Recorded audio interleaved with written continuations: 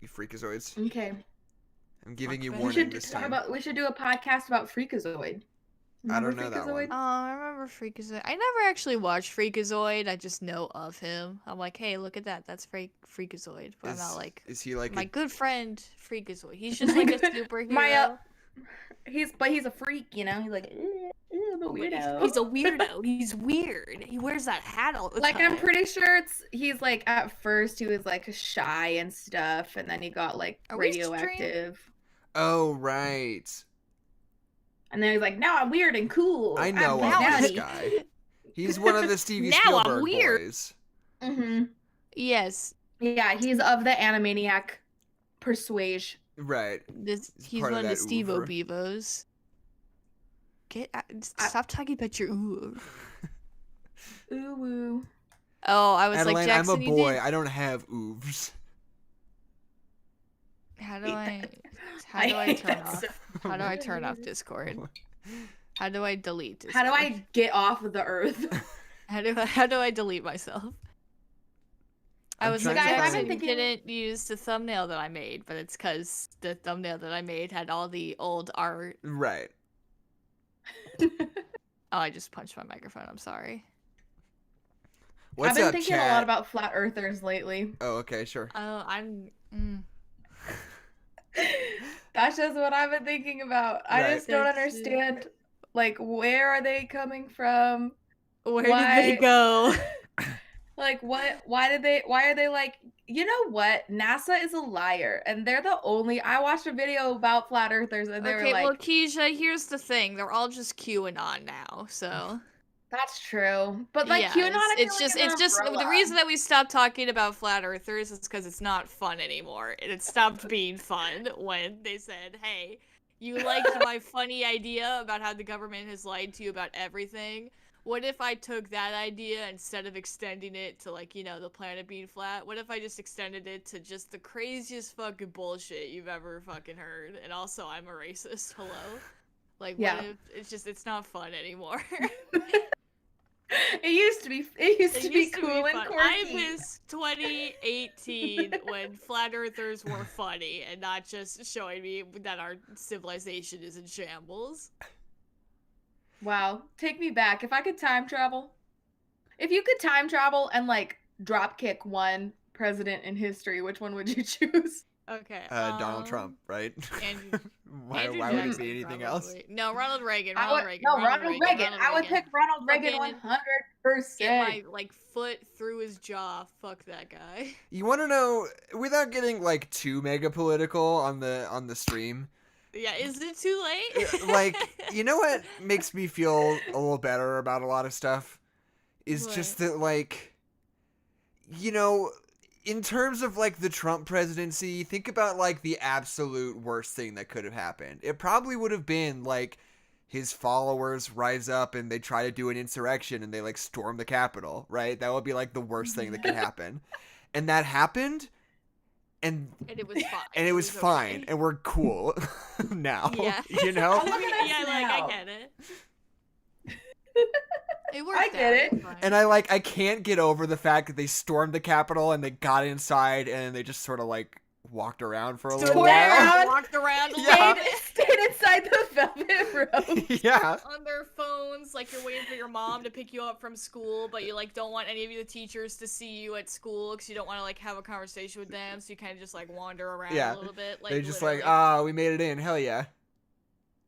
Like, anyway. I'll just, so what are we doing now? I'm early for class, so I'm gonna make a TikTok really quick. Yeah. They're renegading. I never learned to renegade. I regret that. I wish that I'd put more time into the renegade. Yeah, you're always up on the new dances, Kezia. I know. I've lost my Kezia works spark. with middle schoolers, of course she is. Right. Even before that, though, I was like, I knew about dabbing before. Yeah. I knew He all knew about dabbing before. Watch cool. me whip. I'm pretty sure Kezia taught me what the dab was. Also, doing like watch me whip backstage. Yeah. In high We were all school. obsessed with whipping. we're like in costume. We're like, oh, Jackson, we whipped on stage that one time, or we almost did. No, Do we you remember didn't. that? Our teacher told us to fuck We off got caught. before. We got yeah. caught. But we were really putting him through the ringer the last couple of weeks of high school. Whereas like most people were like, this is my last chance. This is so important. This is has the last to be the most important performance our of last my life. hurrah. This is the proof that I was the best in theater. And then Jackson and I were like, what if we auditioned the Vine Look at This Graph? We made an acoustic arrangement of Look at This Graph, and we didn't get in. Yeah, And they kicked you out of school. as I recall, Greg Pashier looked at we filled out an audition form for Look Yeah, at This Graph. We like, did all the way. paperwork. We did all the paperwork. We got up, slated. We were like, hello, my name is Kezia Rhodes. Hello, my name is Jackson Mcmurray. And then we took our 6-second performance, and Greg said, was that it? And we said, yeah, it's a vine. And he crumpled it up and threw it on the ground. It was good. What if we got Mr. Pashier on the podcast? I don't want. Do you think No, he would? Thing. Greg, Here's the hey, what's up, thing. Greg? Here's the thing. So I was around theater all 4 years of high school. I was never in a play, but I like auditioned and I was in theater class and I like did backstage stuff. Senior year of high school, I do not think that he knew what my name was. Like, I don't think. You know who would absolutely come on the podcast if we asked him? Eric Woodard? No, well, maybe, but I was thinking Thomas McNeese. I don't know who that is. Is there, My teacher. there a math movie that we can watch? He was my calculus teacher. Because I remember this forever. When we were at... He's a super cool guy, and he was like a really cool teacher, and I learned a lot from him. But I remember the last day of school when I was graduating, and we had like the graduation ceremony, and he was super cool because I like didn't do super well in his class, but I was really actually like genuinely interested in calculus, and I feel like he could tell, and he like, you know, helped me with stuff. Cool guy. But I remember him walking up to me at the like barbecue at the end of the day and just like coming up to me and shaking my hand and being like, "Hey, Jackson, it's Thomas now." And I was like, "Hell yeah. Thanks, Thomas. Thanks for teaching me calculus." Was like, "Hey, it's Tommy. It's Tommy boy." now. It's Tommy Coyne. It's actually Billy. That's a reference to WandaVision. Fun fact. Oh, hell yeah. We were briefly back when I was still trying to make it work having a band with Willow and Sam. There was a brief moment where we were genuinely considering asking Tommy McNeese to be the drummer in our band. That makes sense. That would be fun.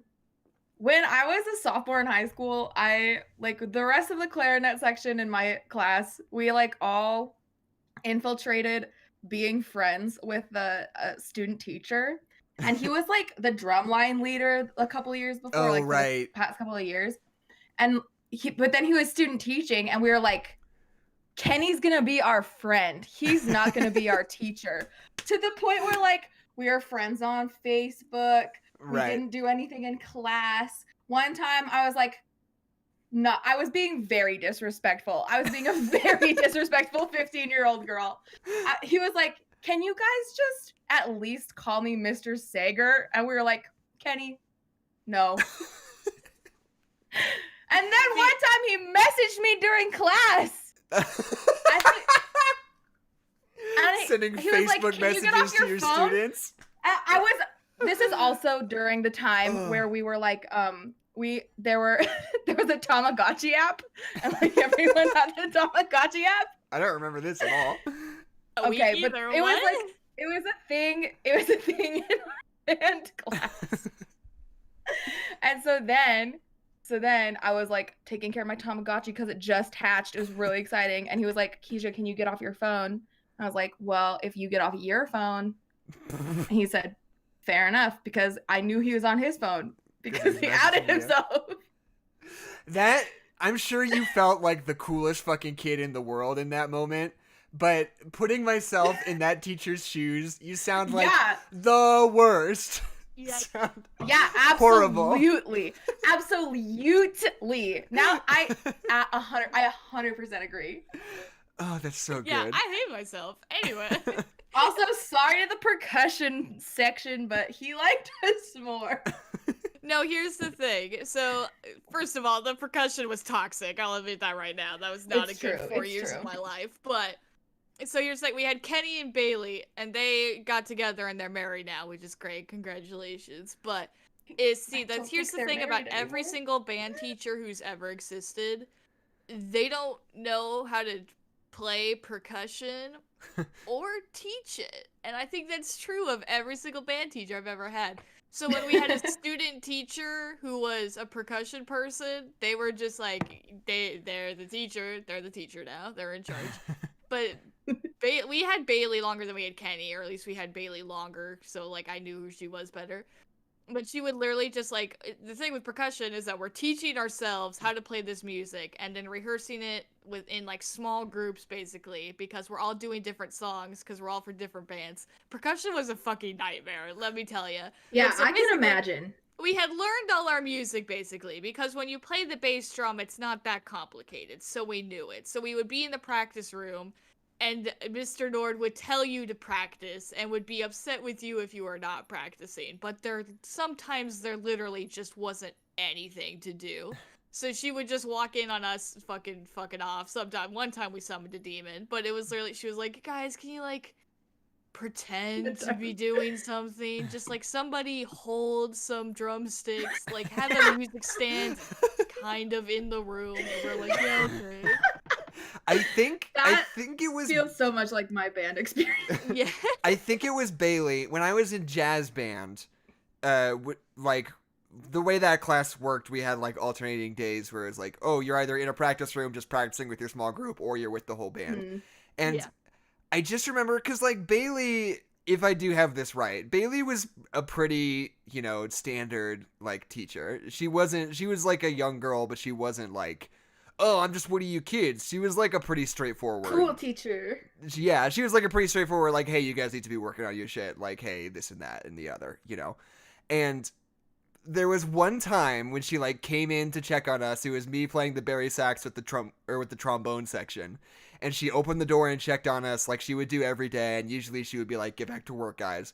But this time we had our phone out showing each other videos, and we were like, Bailey, have you seen the video of the bad recorder cover of the Jurassic Park theme song?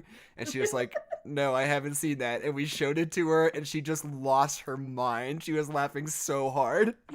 And like all of us in that practice room spent the next like 20 minutes just showing each other videos on YouTube of people playing the recorder shittily and like losing our minds.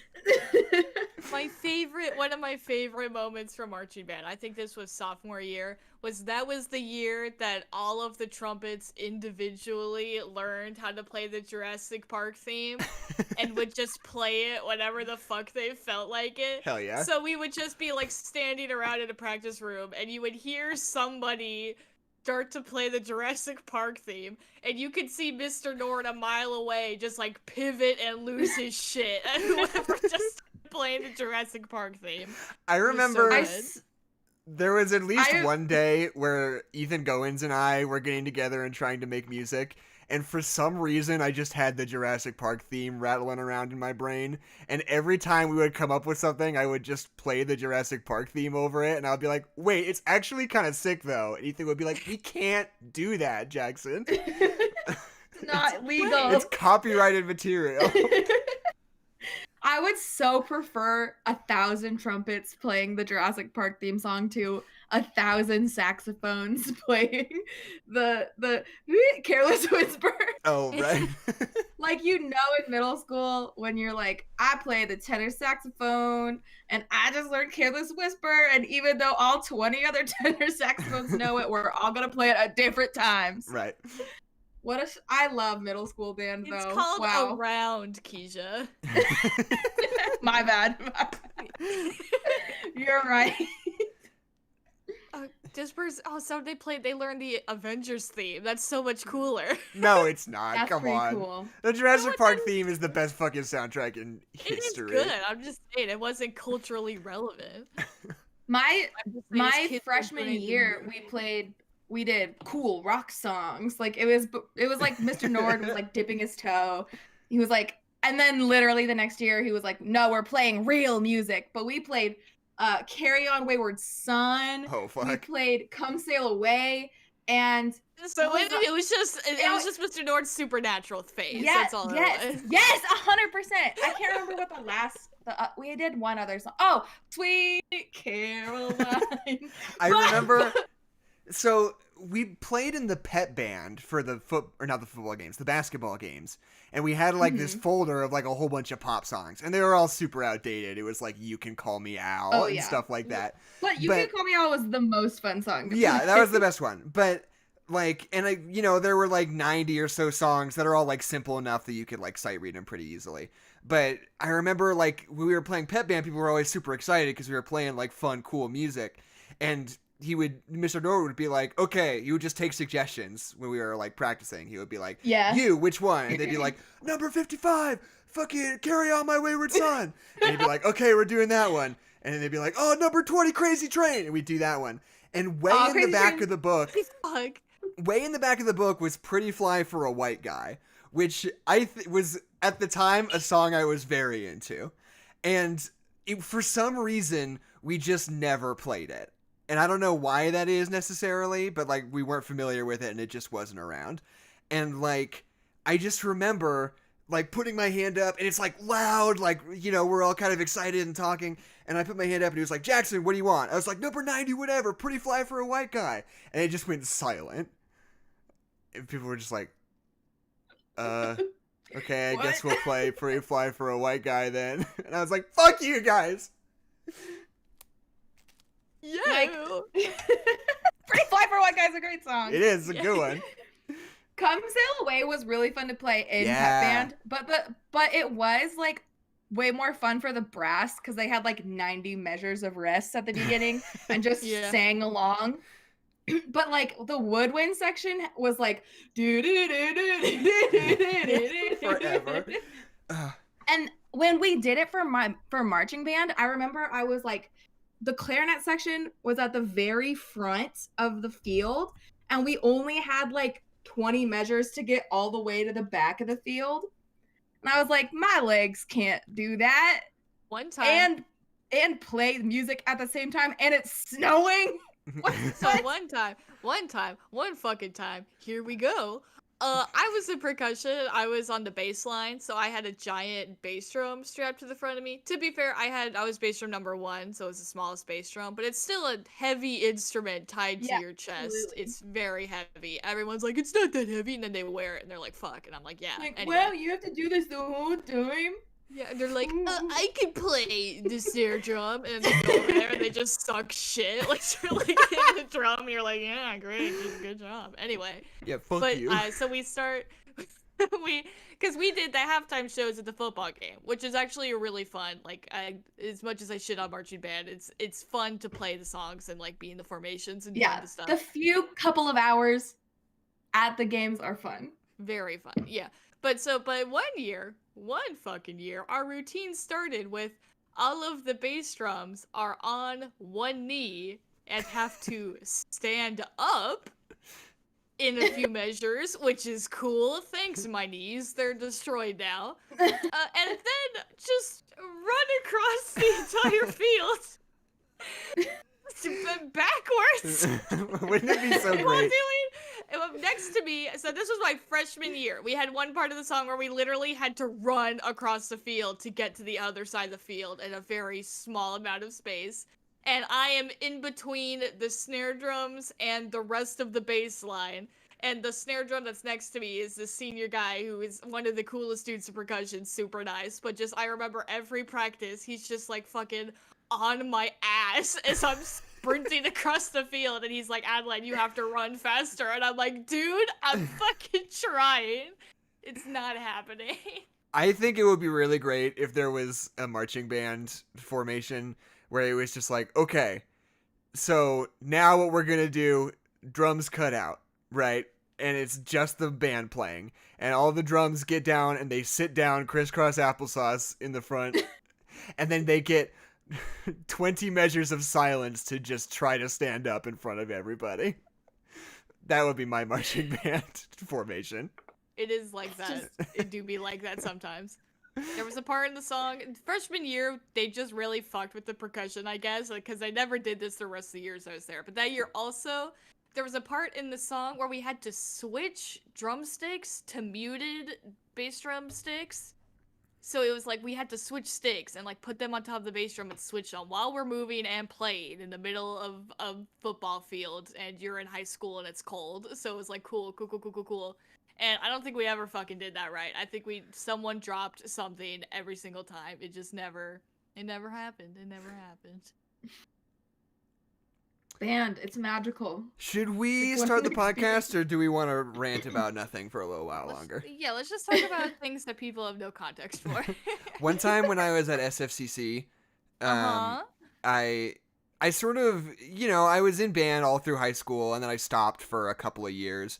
And then when I had that weird third year of community college, where I was taking like 1 credit per quarter, I took jazz band to just like pick it back up and like rent a saxophone again, But the thing about collegiate level jazz band is that the music is very hard, and I had not played saxophone in 2 years, so I was quite bad at it. And I will truly... What's up? I've had that exact same thought at SOCC, because I was like, I would love to like join a marching band experience again. Like marching band was so much fun, and like I enjoyed the music and the marching. Like maybe I could do that again. I'm like, I'm not fucking good enough to do that. What are you talking about? But like for our big concert at the end of the quarter, we had like a guest, soloist who was like some local professional musician. Dorothea Williams, who came, and little did I know, I'm second tenor saxophone, which means that I am like at the end of the row besides the guy playing Barry. And basically the dude who was a soloist also played tenor saxophone. So he just plopped himself right down next to me. And he's this like incredible player. And he's not only that, but he's just like a huge, intimidating, physically person. And I was like, wow, this guy rules. And he's like playing and he's super good. And then, one of the songs he's not necessarily soloing on, he's just sitting next to me and kind of sight reading the music. And there's one song that I literally, like, I put so much work into it, I just couldn't get there. I could not play it, like, just physically. And I totally ruined it. And he just, like, gave me this, like, icy death stare afterwards. No. I was, like, sitting right next to him. I was like, fuck. That was the worst. That was the worst. Okay, so we are about to start the podcast in earnest, I think, and it's super cool. Every week, we keep seeing new people. This person named Adrian, who's, saying what we're all thinking, saying that they found the Dark Side of the Moon video and is just, like, trickling in, which is that's perfect. Actually Jackson on a Smurf account. It's a whisper campaign we're doing. But, like... I just made, like, 3 different YouTubes. I was like, I really like No Nerds Allowed. I just like the channel. It turns out I'm subscribed. I was gonna say, what is it, like 50,000 views on there now that are just all me, just refreshing every day. Like, oh, it's doing so well. Did you guys see how good it's doing? It's just me trying to improve morale for you two. Yes. But yeah, like it's Stooky Master. I love reading people's usernames. It makes me sound super cool and smart. You always sound smart and intelligent when you read somebody's joke username. Stooky Master. Yeah, they're a Simpsons fan. Apparently. Headquarter Productions. Love you. Of love course. To see you MVP. Here. Yeah. Salute. 21 gun salute. I don't have that many guns. And just like, it's cool. We're happy to see you. And yeah. And you're astonished at how small we are, but we're growing every day. God damn it. And I haven't grown since the 7th grade, but oh, I'm gonna nice. be just like you someday, Dad. We're gonna make be someone. We're gonna make our dads love us soon enough. Yeah, I'm Get gonna Uh, shake. out of this goddamn town. I'm Sit in gonna the shake the rearview dust window. off my heels of this town. I'm gonna be somebody. I'm gonna see places. I'm gonna do things. I'm gonna build buildings. We Kiji, should talk. oh, no, go ahead. What? I was gonna say I love top 10 movies is It's a Wonderful Life for me. Okay. It's a Wonderful I'm Life just for saying. me?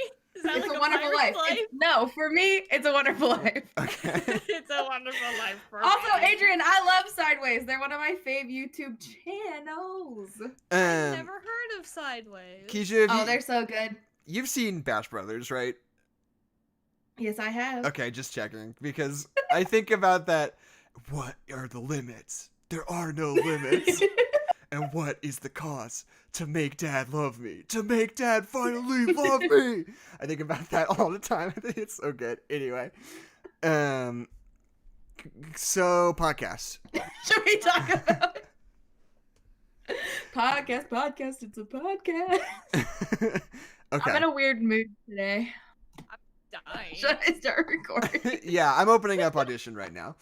Today's it's a bad one. No, it's great. Anyway, Sideways Good. does a lot of rant type videos about music and movies, and it's great. And he did one about like the live action Beauty and the Beast and Cats, and those are two of my favorite films of all time. That sounds Yep, super. That sounds super fun. Actually, I'm gonna have to. It's dip so my toe in good. there. You should I love watch the it. 90s theory.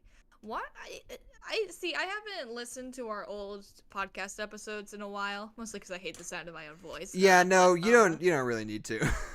Well, yeah, Like the I was sound of gonna your say, I was voice, like, I Adeline.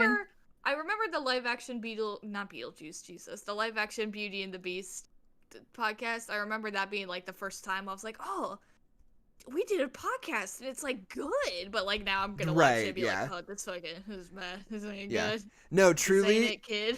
If you're into this podcast and you want to go back, like truly and genuinely, I think we get good at it around episode 50. That's Yeah. like from then on, it's like, oh, this is like a show you could listen to and maybe take something away from. And That's a good learning curve. I think some of our Harry Potter episodes are probably still good. I think you can still I think check Harry those Potter ones out. holds up. I don't think they're bad. I just think you could obviously see us get better at Yeah, it. for Which sure. I don't know if that's Oh, interesting to you. you know If what's a wanna good watch one? people A good suck one is till they get still good. the Iron Man 3 episode. I still listen to that one sometimes. That's one of my favorites. Yeah, am I funny in it? That's Am I the one where funny? we try to buy a racing horse on Craigslist and name it Iron Man 3. That's right. That's right. God, we. I know we're like half an hour in, but did you guys hear about those dollar houses they're selling in Italy? No?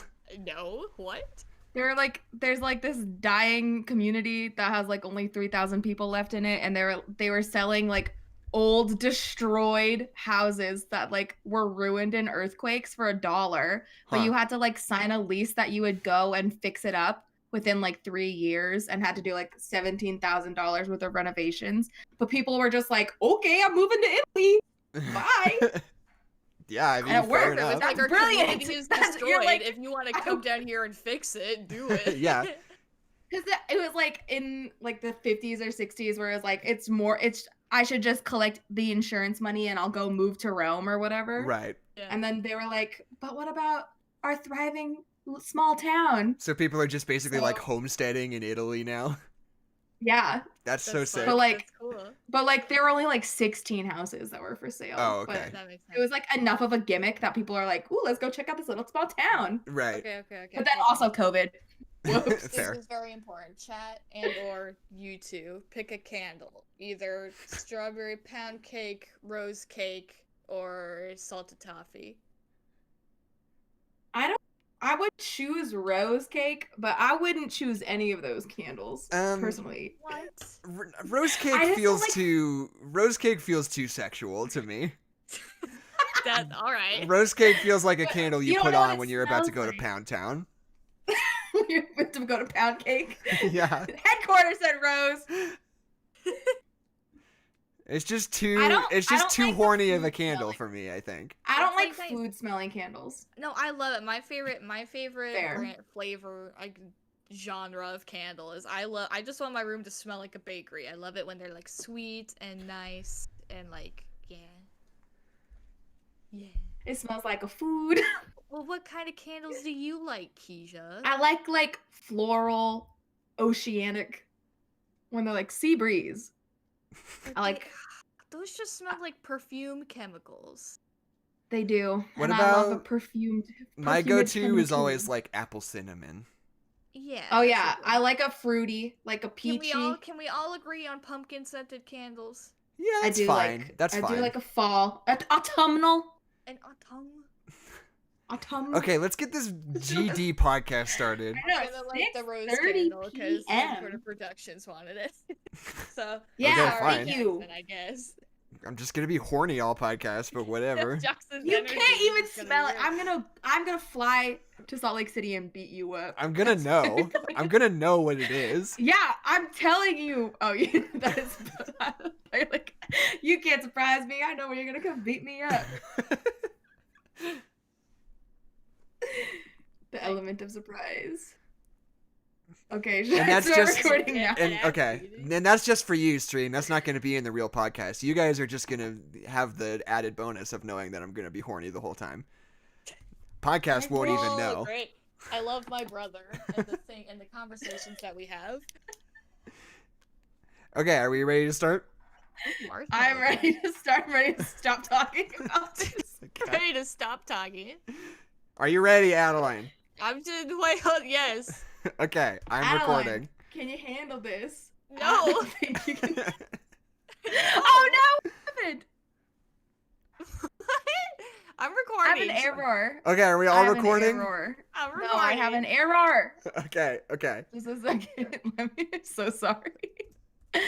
I had it all opened up, and now it's like, just kidding. There's an error. I don't think you can handle this. I don't think you're ready for this Matthew's jelly. really funny. Thanks for showing up, Matthew. We've seen you here a few times. We appreciate you. We'll make the Ewok chat later. Ewoks. For the record, not horny for Ewoks. I just want to put that out That's there. fair. Good. I don't, not a furry, and not to hate on the furry community. Okay, I'm ready to record now. Okay. This is a separate conversation from furries. This is different. Ewoks are different. Okay, Well, I'm if you're recording. dressed, there's human beings dressed as an Ewok. Like, I guess Okay. they are in a fursuit, didn't- huh? Yes. Anyway. little bear. God damn it. Okay. What's your persona? An Ewok? Oh, George. Okay. Okay. All right. Okay. So we'll go Jackson, Adeline, Kezia. Planet Furry. Is A Magical planet where furries can live together. and have coitus. Alright. Okay, sure.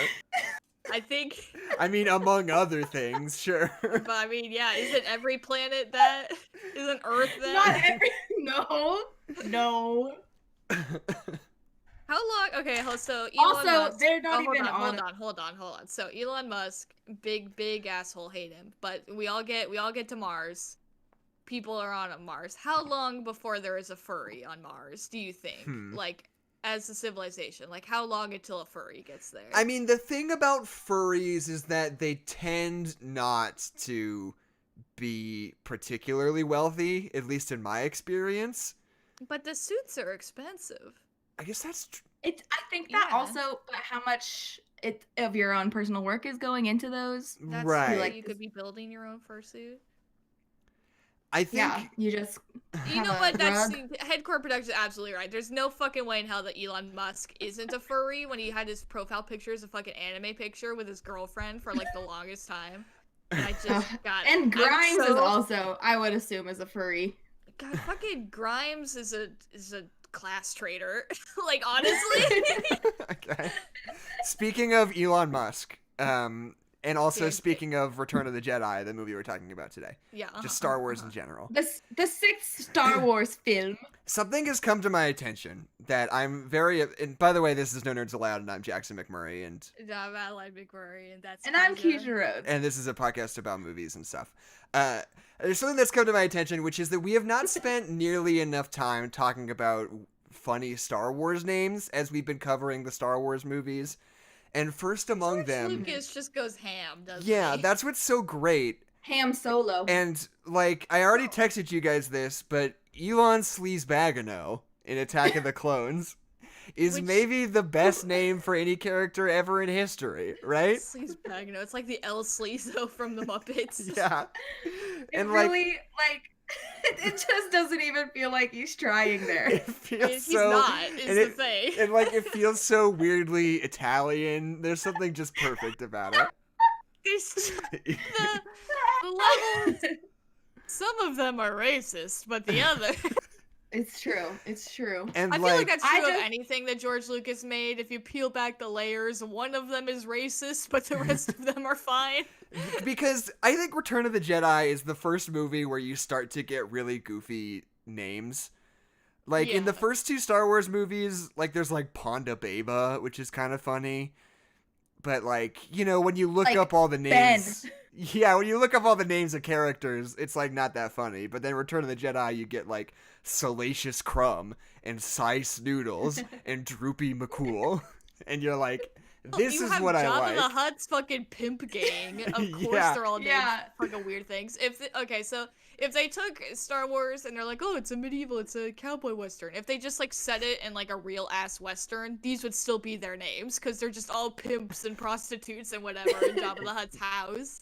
So of course his name is Sleazebaganano or whatever his name was. Elon, he's the guy who wants Baganano. to sell Obi-Wan death sticks. His name's Elon Sleazebagano. That's so stupid.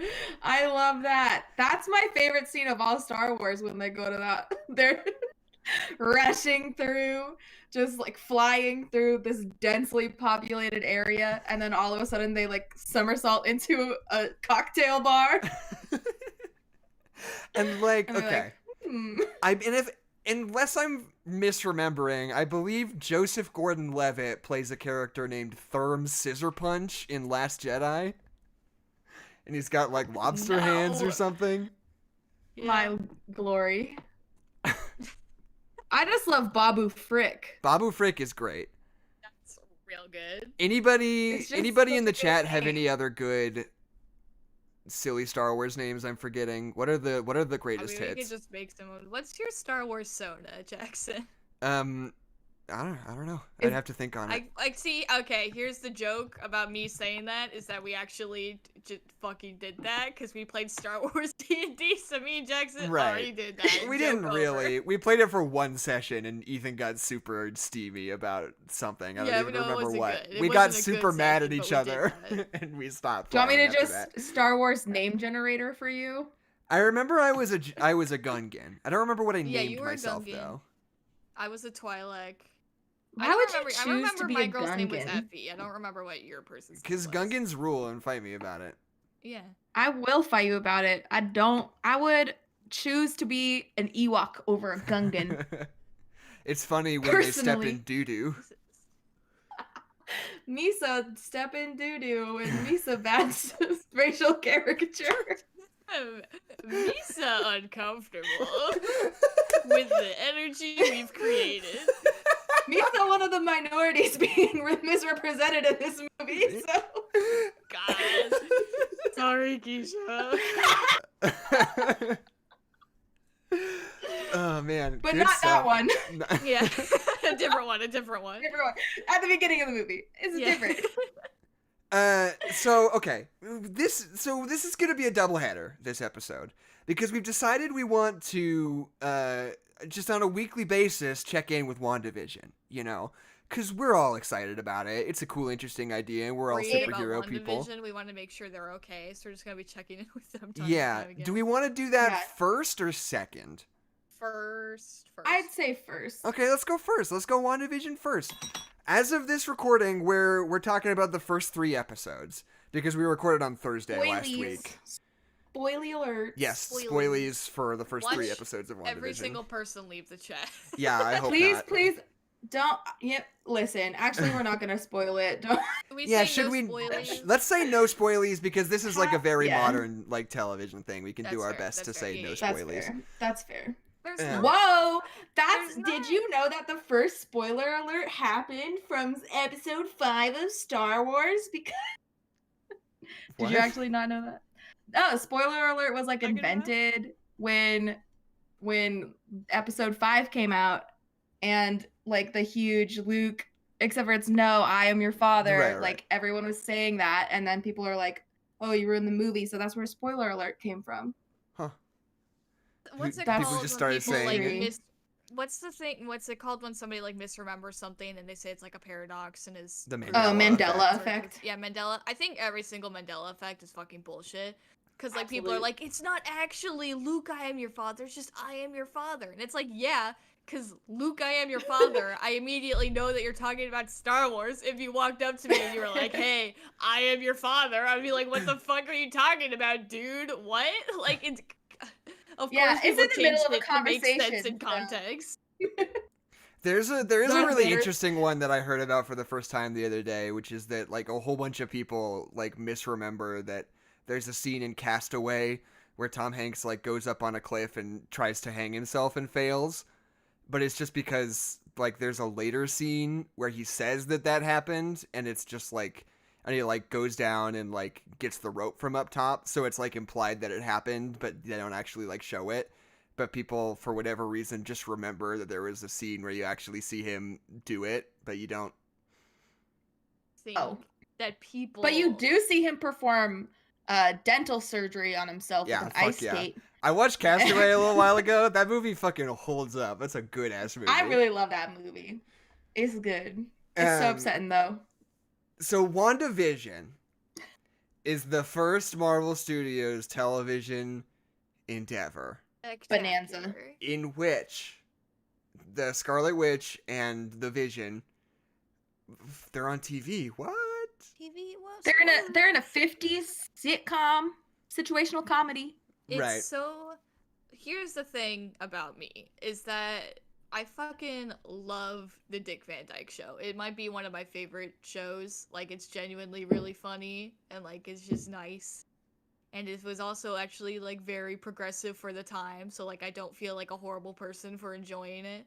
And like I gotta say, WandaVision just like fucking absolutely captures it. Like their set is literally so close to being the Dick Van Dyke set without being plagiarism. Like it's so like the kitchen and like the joke about the Vision walking through the chair, like it's literally just the living room Right. from the Dick Van Dyke Show. It's so good. And like I was really worried with this whole like weird sitcom premise.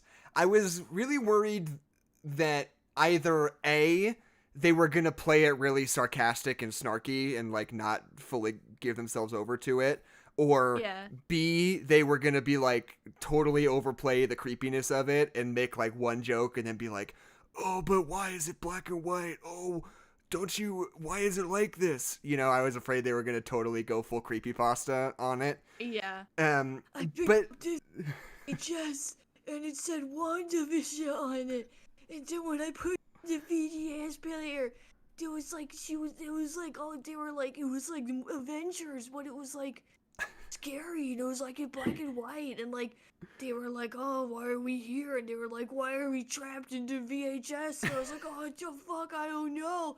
And then I told my mom, and she didn't believe me. and then my mom died. And Their then moms my always mom die in the died. creepypastas. But my that happened to my neighbor, so I know it's true. It's like, But all that to say And that like, oh, go ahead.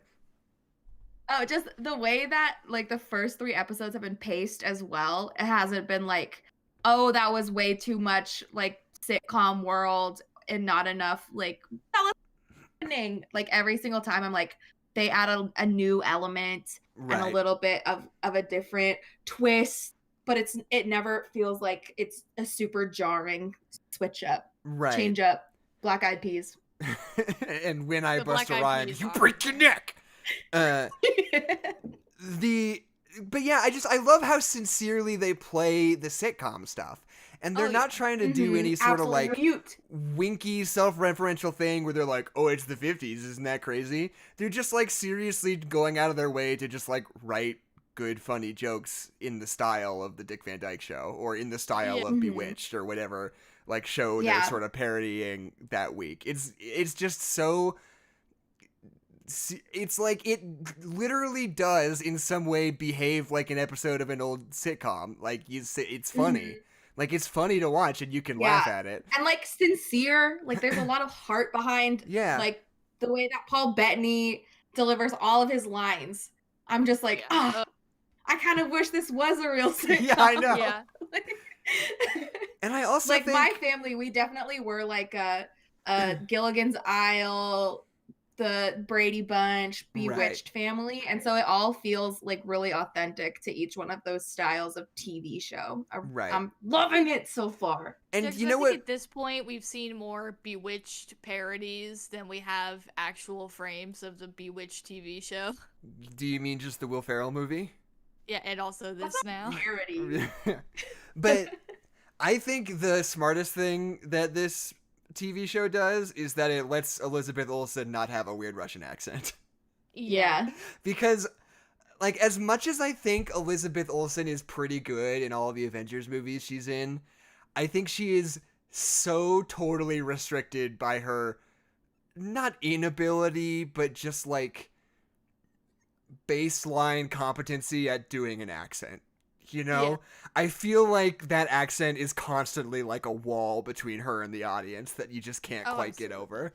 And letting her not do that, she feels so much more alive and normal than any other thing I've seen. Like every episode, or not episode, every movie, they kind of dial it back. Yeah, exactly. At first she was like, I am a weirdo and I move my hands and, oh, my brother is very fast. And then by like Avengers, like Infinity War, she's like, hey, you stabbed my boyfriend through the chest, you jerk. You know? Spoilers, I guess. Well, not spoilers for fucking Infinity War. That movie came out 800 years ago. Also, it happens in the first 20 minutes of the movie. That's fair. What was I gonna say? Oh, my biggest pet peeve about the way that the movies have handled Scarlet Witch and just her in general, and Wanda in general, is I feel like, especially in Civil War, it's super apparent where they don't know what age to play her as. Yeah, it's super weird. She's a grown-ass woman, but they treat her like a 15-year-old, and she's got the bedroom of a 15-year-old, and they're like, she's a child, when she's like 25, and it's like, okay, she's not though, but go on. Right. Well, yeah, they never like say explicitly what age she is, but I think you're just supposed to assume that she's like probably like 19 or 20, I guess. But like there is like this weird dissonance between like her just being an adult and people treating her like she's a teenager and like never quite knowing which way they want to lean with it, you know? Yeah, so that's what I like about WandaVision, that they're like, she is a young woman, but she's an adult and she's an adult person. It's like, cool, great, I got it. Like, yeah, she's not like, oh, my homework. Yeah, she could be Marsha. Like, you could be young and a girl and still be an adult. Like, I don't know. It was just weird. But as a young adult woman, I'm like, hey, I can just be a fucking adult. I'm not 17 my entire life. And I think because the Vision and Paul Bettany in particular is truly like my favorite part of any of the Marvel movies. Like, he's far and away my favorite character in the whole thing. And the fact that the character that the TV show that he is in is the one that seems like it's going to be the weirdest, craziest one, it feels like this show is pitched like squarely at my face. Like they're trying to hit me, like me, Jackson McMurray, like right between the eyes with this TV show. They're like, what is every single thing that Jackson is nostalgic for? Right. It's not even nostalgia. It's just like, What are the things that he is invested in about the Marvel Universe? What are the things that he wishes that these things would do more of? What does Jackson Weird think? character-driven Yeah, pieces. exactly. Yeah, And Jackson likes when things go ape shit, and he likes this one actor. Let's go. And like, I just think, and no, literally, like, Vision in sweaters is my number one favorite thing in any you of these. love that so And much. this whole show whole is just program. like Vision in sweaters, and here's 9 episodes of it. Yeah. And it's like I am seen. I am. The show should just be affirmed. call Vision in sweaters. Yeah, Yeah, it should this be show called. pretty much. It's like that one scene in Infinity War when he phases through the wall when like Captain America's talking to the Scarlet Witch and she's like Viz and he's like, but the captain wanted me to tell you when this was happening, but and she's like, no, we talked about you use the door. He's Right. like, but he wanted the now. What? It's good. It's so It's good. so good. I live it. You know what I realized the other day that absolutely incensed me? I think Paul Bettany is basically the only major Marvel player who's not in Endgame. Probably. Does not appear in any capacity. Does he get to be in the big indulgent credit sequence at the end? I don't remember. So Because he should yes. be. I don't know if he is, but he should be. Because, like I said, he literally does not appear in the film. But yeah. Which, He which is- is that's a fine, 'cause tricky he got to spot be to in the be. better of the that's true. Stone Wars. The Stone Wars. Thanos time. Wars. Stone Wars. Star Wars: The Stone Wars. Don And Cheadle, Thanos is Paul there. Rudd, Chadwick Boseman, pour one out, rest in peace, Brie Larson. Pour one out preemptively.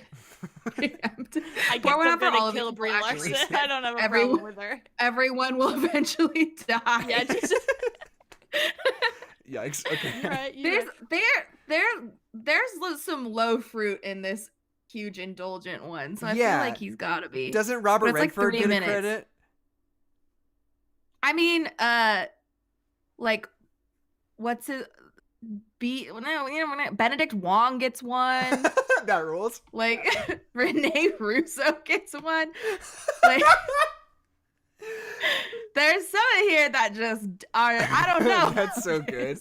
Are they really an Avenger? That's so good. I'm Howard glad. Stark. See, Oh my Benedict God. Wong is probably my second favorite actor behind Paul Bettany. Do love Benedict Wong. He's in Hated in the Nation, which is my favorite episode of Black Mirror. Oh, I haven't seen it. I Which we haven't talked seen about any of last them. week. Yeah. It's not the one when the president. Not the gets one- all not up that on one. That pig. You know what Benedict Wong is super good in is Gemini Man. Gemini Man, Benedict Wong just shows up like 45 minutes in as like a retired CIA assassin, and he just like fucking lives on an island and wears Hawaiian shirts and has a parrot. It rules. That's what I It's a want to good see time. Benedict Wong doing for the rest of time. Jackson, Fair what's enough. your star sign? What's my star sign? What is it? Why would you The ask me thing. that right now? The Gemini? Leo. I don't know. Yeah, no, mine is Leo. You got it. Yes. Oh, see, I just it's know when your 'cause it's a birthday science, is. Jackson. Oh wait. Oh, it's because I know a bunch of August birthdays. Right. And they're like, I'm a Leo. Well, So- I also have I'm big lying. Leo energy. Yeah, you got Yeah. big Leo. I don't I even don't- You know have, like, what a energy- lot of I don't even hair. know if that's true. Kezia, what's your big energy? Dick. Nice. No. Anybody in the chat? Can anybody in the chat tell Taurus. me if I have big Leo energy or not? Okay, so What is I remember Leo back I don't know. back in the old Tumblr days, I remember everyone still be like, "Hey, if you're a Cancer, you're like this," and I was like, "Haha, okay," and I would like save it. But like, it's always for the Cancer one. It's always just like you cry a lot, you're sad, and it's like fucking what, fucking what? Like I don't get it. I just don't get I it. don't know. Jackson. Oh, the no, I chat have is no disagreeing Leo about your energy. big Leo energy. Oh my god, am I a traitor? Oh my god, whoa, controversy. Okay. I'm gonna get in a fight. So we have one person in the chat saying, I have no Leo energy, and then another person saying, I have the most Leo energy. But is that Leo energy? Leo energy. Or is that literally. what's the scale one? We don't always do a lot of audience participation on this show, but I want both of you guys to elaborate on what you think Leo energy is, because I have to know now. Are you Sagittarius, Keisha? Is that what you said? I'm a Taurus. You're a Taurus. I'm a tortoise. You're a Ford tortoise. Taurus. I'm a Ford Taurus. I'm a Ford Ayo. Fiesta. We should do a new astronomy where Which is it's what all based Ford on different car models are you? of Ford cars. Yeah, that's what I'm down. I already said mine. I'm the Ford Fiesta. I'm a Ford Explorer. Yeah. It has to be Ford though. Yeah, exactly. You got big Ford Explorer vibes, Jackson. How I bad would would it say. be if you had how bad would it be if you got to be the Ford Bronco? It's the worst one. Yeah. I don't know enough about Fords, I guess. Yeah, what's the best Ford, Gerald? Jackson? Well, I just know the Ford Bronco is a bad one because fucking O.J. Simpson Oh, that's Oh, right. was in a yeah. police chase on the news, and they Okay, had to so stop I making the just- car afterwards. I have bad news for everyone. I just watched the Avengers Endgame credits, and Paul Bettany is not in them. Oh, that makes me so Aw. angry. So, because he's not in that movie, No, he's but not. that's some BS. That is, it's truly bullshit. I'm writing a letter. I'm writing a letter to the Russos right now. That is such malarkey. The letter's gonna say, I'm coming over, I'm gonna punch you in the face. I'm pouring one out preemptively For you. for you. For your face. Quick, pour one out, but not for me. This one's for you.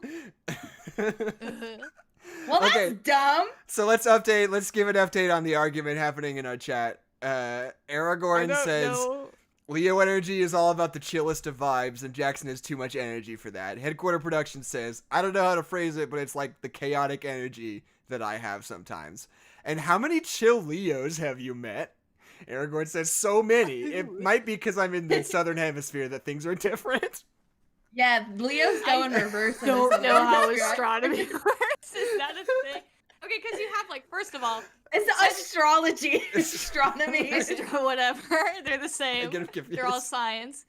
The thing about All astrology, astronomy, which one is it? Astrology. And Astrology. just to be The clear, thing about I'm not astrology- making fun of you guys for saying it might be different in the southern hemisphere, because I just don't never know. heard that before, and it makes Yeah, so I much don't know. sense in a weird kind of way. Yeah, It's just the like stars. I mean, you could, Aligning. yeah. it strikes me taking very astronomy. powerfully. Winter. Also, I just I know- heard that it's your rising moon. Yeah, so that here's the actually thing: matters. is that your star sign is exactly like the Harry Potter houses, in that people will weasel their way into just having the ones that they want, no matter fucking what. They're like, I'm a Slytherin, Hufflepuff, Ravenclaw, Gryffindor. Actually, I'm all four of them. They'll be like, well, my rising is Sagittarius, and my moon is whatever, and my water sign, and my fire sign, and my earth sign, and my whatever. Like, it's just, it's the Harry Potter houses. It's all the same. I My had Harry no Potter house idea is Ravenclaw. when I sent we're all that Ravenclaws. request. When I sent that request Oh, out to okay, the cool. chat for people to weigh in on my star sign, I did not expect to get this powerful of a response, and I'm really I know. excited Apparently, about you're it. very controversial Yeah. as a Leo, Jackson. Okay. We need to see your birth certificate, Jackson. 'Cause Yeah. I don't think you're a Leo. How about, so here's what I say. We're going to be checking back in every week, but to keep doing episode by episode, there's going to have to be Of course, spoilers. Headquarter Productions Yeah. is a Gemini. Oh, now you I guys nothing about know. star signs. Classic. Oh, Gemini. Oh no, that's not the scale one. Libra is the scale one. Wait, what? No, Libra. Gemini's the twins.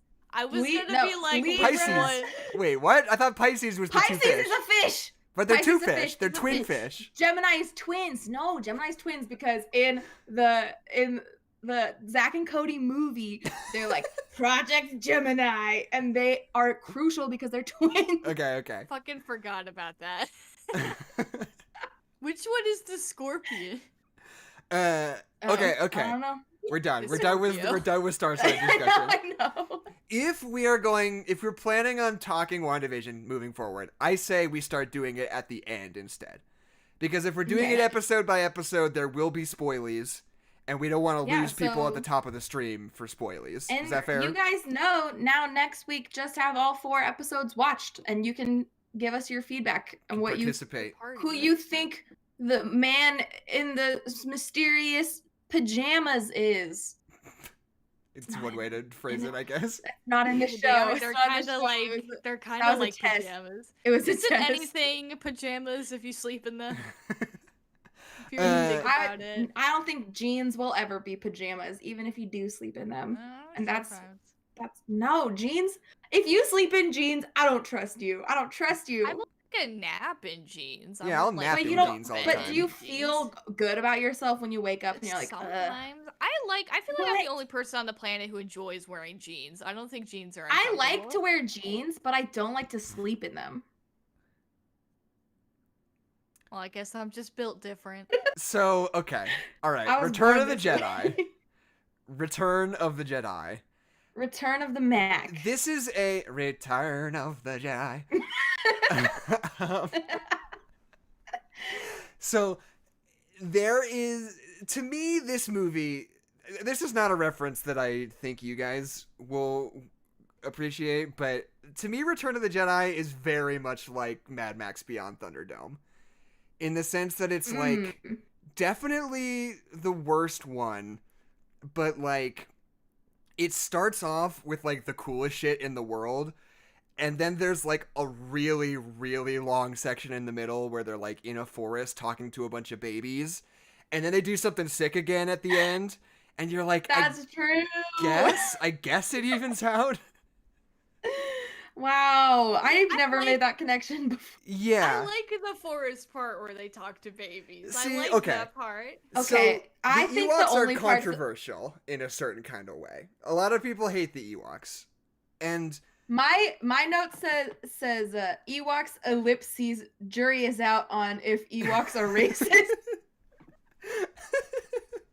Tomorrow, when they were like, hey, we need to talk about how racist the Ewoks are, I'd be like, yeah, okay. But until that happens, I'm gonna say that I like them. Here's the thing. I like, a lot of people hate the Ewoks, and I think I know why, despite the fact that I like the Ewoks. Funny, they're cute. The part with the most Ewoks in it is the worst part of the movie. Not because of the Ewoks, but the Ewoks just happen to be there and they get some of the splash back. But what about when Princess Leia is hanging out with the Ewok and he's thinks that everything she does is like a weapon. He's got like his little stick and he's like, oh, what are you doing? And she's like, what oh, about it's fine. And he's like, oh, I like you. Don't you love that part? I love that part. It's fine. What about when the Ewoks are trying to deify C-3PO and eat people, and it lasts forever? Yeah, I love that part. I hate it. Because the thing about this, like, the first act of this movie is great, and they get to Endor, and there's that speeder chase that rules. And then once you get into Ewok stuff, you're like stuck in Ewok town for literally like a full hour before you get to the climax of the movie at the end. And even the climax of the movie, at the end still does have one foot in Ewok town, you know? And it's like, because we're going back to Ewok town. Right, and it's not bad. I don't not like the Ewoks. I don't think being in Ewok town is a bad thing, but it's like in a Star Wars movie, you expect to be like 3 or 4 different places. You want to get a lot of different fun locales and like experience cool new things. Yeah. And when you spend like literally 2/3 of the movie in the same planet with the same guys the whole time, it's not that planet is bad. You're just like, but it's already been. Yeah, it's just like, let's go. Let's get some more guys up in here, you know? Would you rather Luke talks to Grandpa for 20 more minutes? Like, what do you want? No, I want there to be some other place that they go to. Maybe they spend the second act with the Ewoks and then they go somewhere else. They go to a salt planet and they remark about how it's salt at the end. And they lick the ground. Yeah, they lick the ground. That was another thing. Especially go ahead, if it's like, this is potentially going to be the last movie in Like, it's weird to be like, the whole galaxy is at risk and we're saving everyone. And like at the very end of the movie, it's like, woohoo, Ewoks, and that's it. Yeah, it's like It's so such- much Ewoks for like the big culmination of everything we've been building to. There's a lot of That's fair. Ewok time. That's fair. They do kind of give a piece of the pie to the Ewoks, and it's like they haven't been in line for that long. Why are they getting pie? They're Yeah, like, exactly. this war has been going on for so long, and this was like a 20-minute battle. Yeah. Yeah, but don't you like the part where you see the cute little baby bears and you're like, oh, I love these little baby bears, but then you see like one of them's like holding a baby and you're like, oh fuck, that baby bear is a baby. They Yeah. aren't babies, they're adults. And you have that thought for a little bit, but then you just walk away and continue to do what you were doing. The Ewoks are good. I like the Ewoks. Yeah. That like costume design, the Ewoks don't feel like anything else in film. No. I think they have a very particular vibe in the sense that they like how do you build a costume for a human that like literally like looks and ambulates like a teddy bear, you know? Like how do you pull that off? Furries have been trying to figure it out for years. The furries on Mars will know. They'll know. Elon Musk knows. I like Ewoks. I just think the proportions are off. Exactly, I think a lot of proportions in this movie are off. I think Ewoks are cute in the exact same way that gorillas are cute. In that when you see a picture of a gorilla or you're around a real life gorilla, you're like, aw, this gorilla is cute. I love this gorilla. But when you try to get like a drawing or a stuffed animal of a gorilla, they like can't actually capture like what makes it cute and also a gorilla, you know? Like I feel like the Ewoks are that same thing where it's like they got like beady little eyes and weird little like lips and teeth and like they shouldn't be cute, but like the way that they act and like do things is like, oh, they're adorable. It's like they got that same kind of like je ne sais quoi, you know? But to put the whole balance of the galaxy in the hands of these guys we on the just met hands like of 45 minutes tiny ago. little bears. Shows how evil the stormtroopers are when they're fucking killing these little teddy bears. Or just how bad they are at fighting because they're these little teddy bears with sticks. Until they I don't figure know. out how to use tools and then they kill all Yeah. of them. Because, yeah, I love all the Ewok business in the final battle. I think all that stuff is super fun. Where they're, like, tripping up the ATSTs with the logs. And they're, like, crushing guys' heads with the big swinging logs. A lot of that's log awesome. play. But, like... but, okay. So, if we want to go back to the first act of the movie...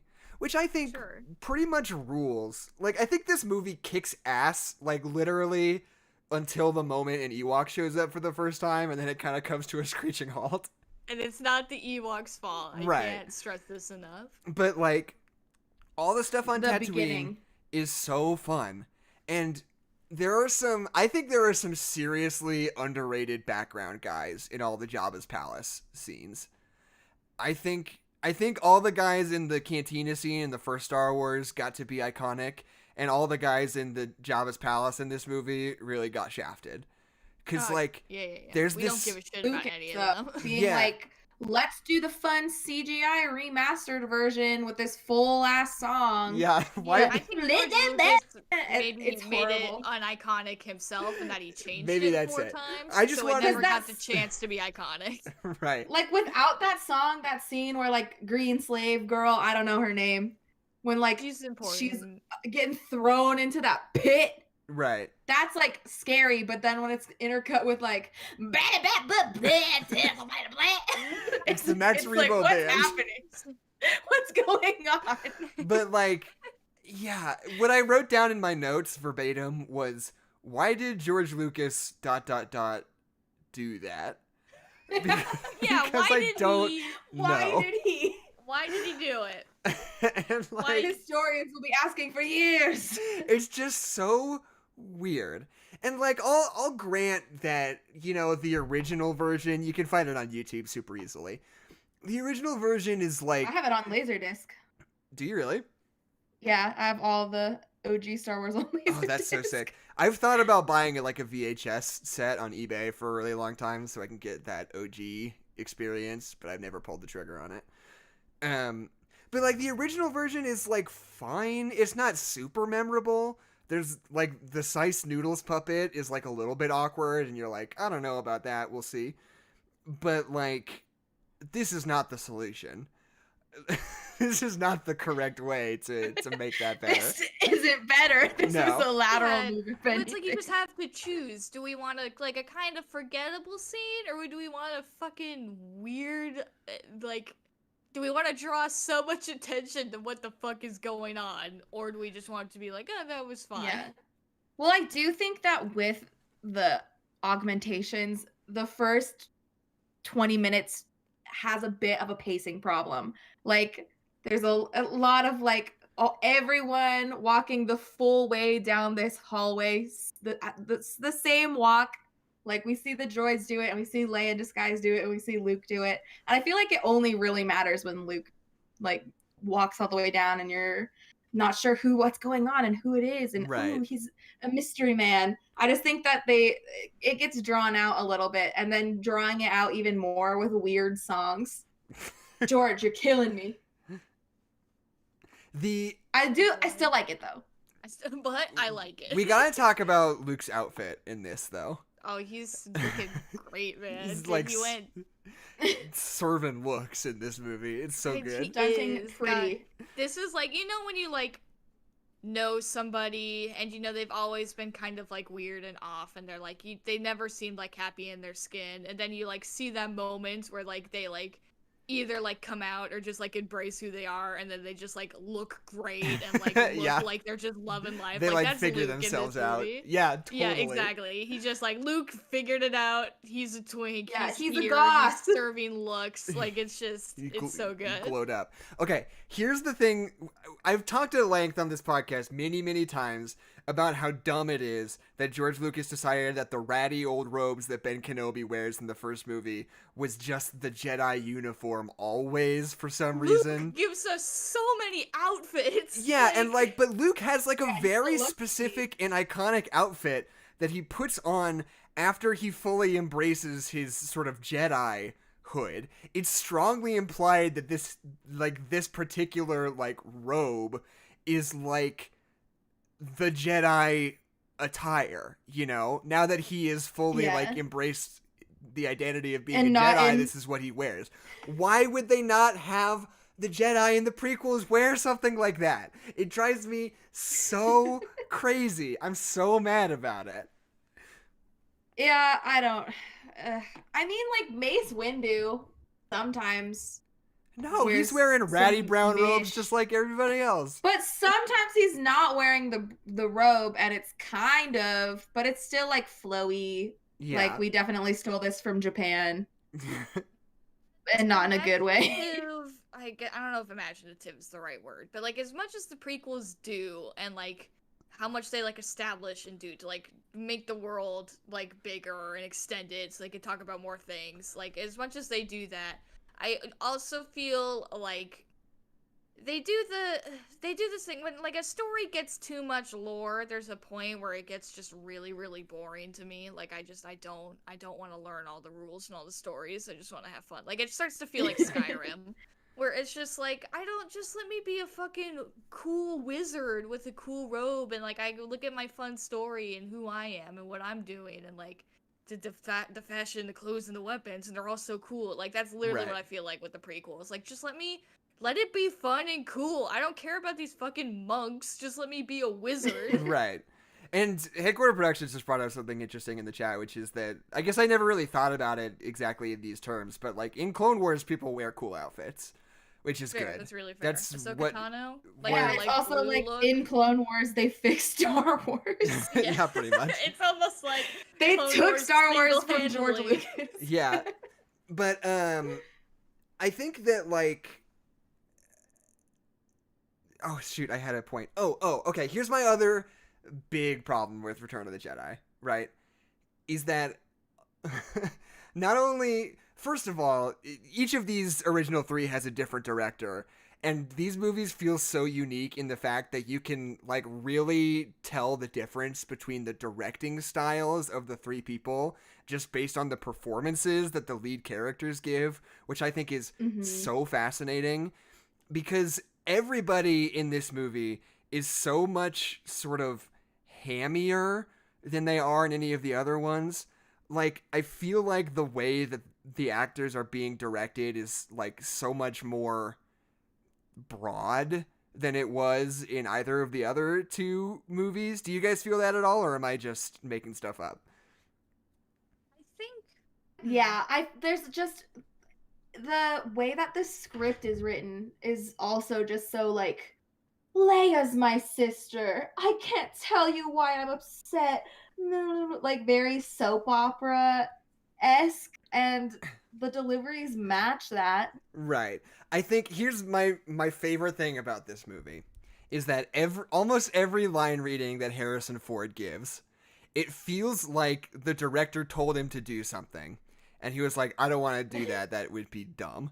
And he's like, no, can you please just do it for me? And Harrison Ford was like, okay, fine, I'll do it that way if you want, but it's gonna be shitty. And they roll the camera and he does the take. That's the energy that's coming off of Harrison Ford this entire movie. Yeah. So Han Solo though. Yeah, but the thing about this movie is that Han Solo has absolutely nothing to do in this. Yeah. Yeah. He doesn't have any more meaningful character development to go through. He doesn't have any sort of... We already did it. Yeah, he doesn't have any like real purpose in the narrative.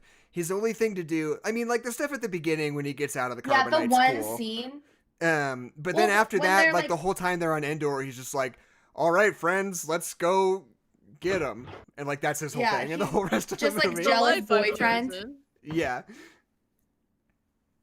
And like, go ahead, Adeline.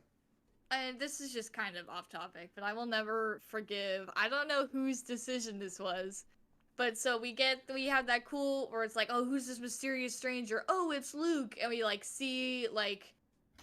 It's kind of this moment where it's like you feel like Jabba is gonna lose all his like power and like all his presence and like street cred. Like you think he's not gonna be like scary and powerful anymore now that Luke is here, basically, because Luke is the good guy and he's got the big gun. So obviously Luke is gonna win. But so to just have Jabba immediately drop Luke into a pit with the scariest monster possible is just really good. Right. But then also, I will never forgive whoever made the decision that like, all right, we're gonna kill this nasty monster, and then have the guy who's raised it from birth come out and cry. Like, what the fuck? Yeah, it's such a weird choice. It's so upsetting. Like, why did you do that? I do appreciate all the giant monsters in this movie, though. There's a lot of giant monsters. They're all really good. And it's not like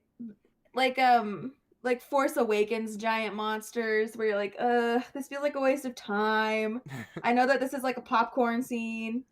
Like it's actually like a fun, compelling scene. Right. I think like as far as like stop motion visual effects like of the 80s, I think this movie is like really and truly as good as it ever got, you know, before we like fully pivoted away from stop motion to work with computers instead. But like the Rancor, I think you're forgetting a very important movie, which is RoboCop.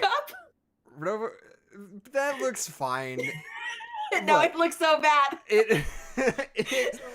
I mean, okay, but I think like not only the Rancor but also the ATSTs at the end that they animate with stop motion look so good. Like that animation is so fluid and so smooth that like with the Rancor sometimes it's like genuinely hard to tell apart like when it's stop motion and when it's a puppet, you know? Yeah. And like it's like stop motion. I think we talked about this with Terminator. The movie with the stop motion man and the nun. Oh, Conjuring 2. Oh, the Conjuring 2, yeah. Where it's like some things being stop motion animated adds so much to it because it makes it feel so different. And I think stop motion is like absolutely the correct feel for like the STAT. Is that what it's called? ATST, yeah. ATST, whatever, opposite. The SAT. But like that's just like the perfect feel for it because like as much like technology and sci-fi as there is in Star Wars, it's a very kind of like specific old-fashioned feel to that technology. Like none of the technology in Star Wars is new, and even the new technology is like slow and like very much based in the 80s, where that's just what technology was like. Like to have them like move, but like this kind of like juddery, like robotic like movement is like, it looks like that's correct. That's what it would look like. Like it's such a good choice to make. And I want to bring up something that who said it first? That Aragorn is saying in the chat about, that's like one of those famous Hollywood stories that David Lynch was approached to direct this movie. And people love to be like, oh, can you imagine if David Lynch did a Star Wars movie? Like, if Return of the Jedi was a David Lynch movie? But, like, if I'm being fully honest with myself, like, I'm sure it would be different in the sense that any movie would be different if it was directed by somebody else. If another person made it, yeah. Right, but, like, I don't think it would be... Because in 1981, I don't think David Lynch was David Lynch yet. You know, like, he'd still have been directing George Lucas's script, and it might have been like a little more stylish and a little more interesting, but I don't think it would be fucking Twin Peaks ass weird crazy shit. It would be like somebody, like, it would have just been like a for hire job, you know? Like, it's just one of those things that I always bristle a little bit at. Like, I don't think it would have been really that crazy if David Lynch directed it, you know? If you had to choose a director today to make Return of the Jedi, who would you choose, Jackson? To make assuming it was like the same script. Christopher Columbus. Yeah, same script, but like Christopher Columbus. No, that's bad. That would make it a million times worse. This does kind of feel like the kind of movie Christopher Columbus might have directed. Oh yeah, though. no, it's a series. Yeah, you just get to do it, and then you can leave. That's Christopher Columbus's whole thing. I keep calling him Christopher Columbus, and I'm not gonna stop. Let me think on it for a second. Who's done like good, interesting blockbuster stuff in the past? But like, I don't want to pick anybody like too stylish, you know? Like, my knee-jerk reaction is like, maybe James Gunn would be a fun pick. That would be a good one. But I don't think that would serve the movie, you know? I think it just becomes something else at that point, you know? Yeah. Well, because his aesthetic is very colorful, and I don't think that's Star I think that the Wars, way that like this movie especially plays with blacks and whites is really smart, and also like nature, they do incorporate more natural elements that aren't like creepy swamp, ice tundras, right, desert sands.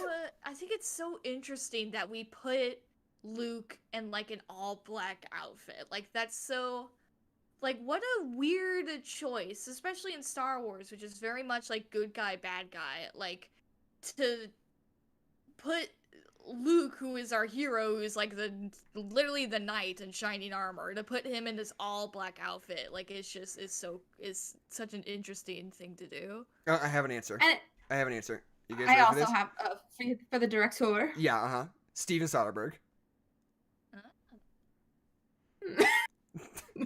Do you disagree, Keisha? No, I don't disagree. I just don't know how to. I'm like, yeah, that's a good pick. I think it would be good. He's good at like reaction ensembles, and he's like got an eye. He has a good sense of momentum, but he wouldn't like totally overtake the movie. I'd get Steven Soderbergh on that bitch. Yeah. Keisha? I don't have an answer. I don't know. Oh, well. Mine was just too good. You forgot yours. Yeah, it's just too good. Yeah. I was thinking Jackson about. wins, I guess. I was just thinking about how disappointed I was that they didn't kill Han Solo. Why do you want to kill Han Solo? Because I do think that is where the growth of the character goes towards. Yeah, it would be something like for him.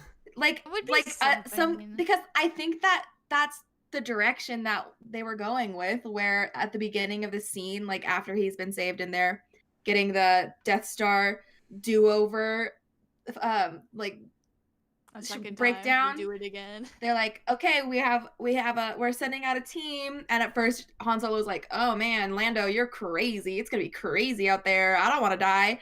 And then you find out that he's like volunteered himself to like go out and serve, Right. like, and is making this like selfless arc from I don't care about Like, anything, I'm and this just is my here ship, Right. for and I money. like to the point where like he's willing to sacrifice his life for the people that he loves and cares about, and for a cause that he feels is greater. Yeah. And then it's just like what happened to Finn, where he was ready to sacrifice himself, and then just kidding, love got in the way, and no sacrifices were made. Good movie. Anyway, We'll I fight think- about it later. I agree with you though, Kezia. I think that would be a much better. Because like I don't know, I honestly think like anything would be better. Like Han Solo has Yeah, like no like, there's- function in this Let movie. me wait. I have a take. Hold Okay. on. If I was 5, I'd be raising my hand in the classroom. So, my take would be, and I think this would be in a version of the film where we have that third thing that we're doing. I think that third thing would be mainly Han, maybe Han and Leia, because I think we like Han and Leia. We like their rapport, and they haven't like been We around do. each other. I think it'd be interesting to see like how their dynamic changes when like she's a little bit worried about him and like he's a little bit like not totally on his game, you know?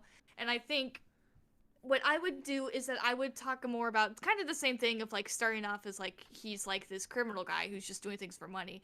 And I think this is a very modern take. I don't think they would have done this, but like to be like his way of doing things is like too guerrilla tactics, is too harsh. Like he's doing like basically bad things to help the cause, and they don't like it. Like say they need one more piece of information in order for the big fight scene to make sense. Like, oh, we need a code, and they go and they get that, and Han and Leia are on some like city planet getting info from people, and Hans is just totally being like a gangster asshole, like shooting people's ears kind of guy. That's a really And good she's pitch, like- actually.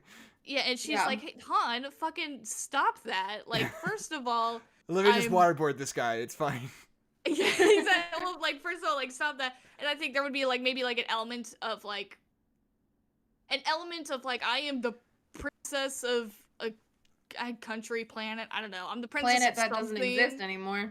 Whatever. Like, I am a political figure. You can't be fucking doing this. And also, what the fuck? What the fuck are you doing? Stop that. That's horrible. Like, right. you know? Let him be And real then that scummy. would be, like, maybe be, like, the resolution of that would be, like, he, like, gets information without killing somebody, or he does it in some way that, like, he can, like, have his cake and eat it, too, and, like, realizes, like, oh, maybe being a cowboy is bad sometimes, you know?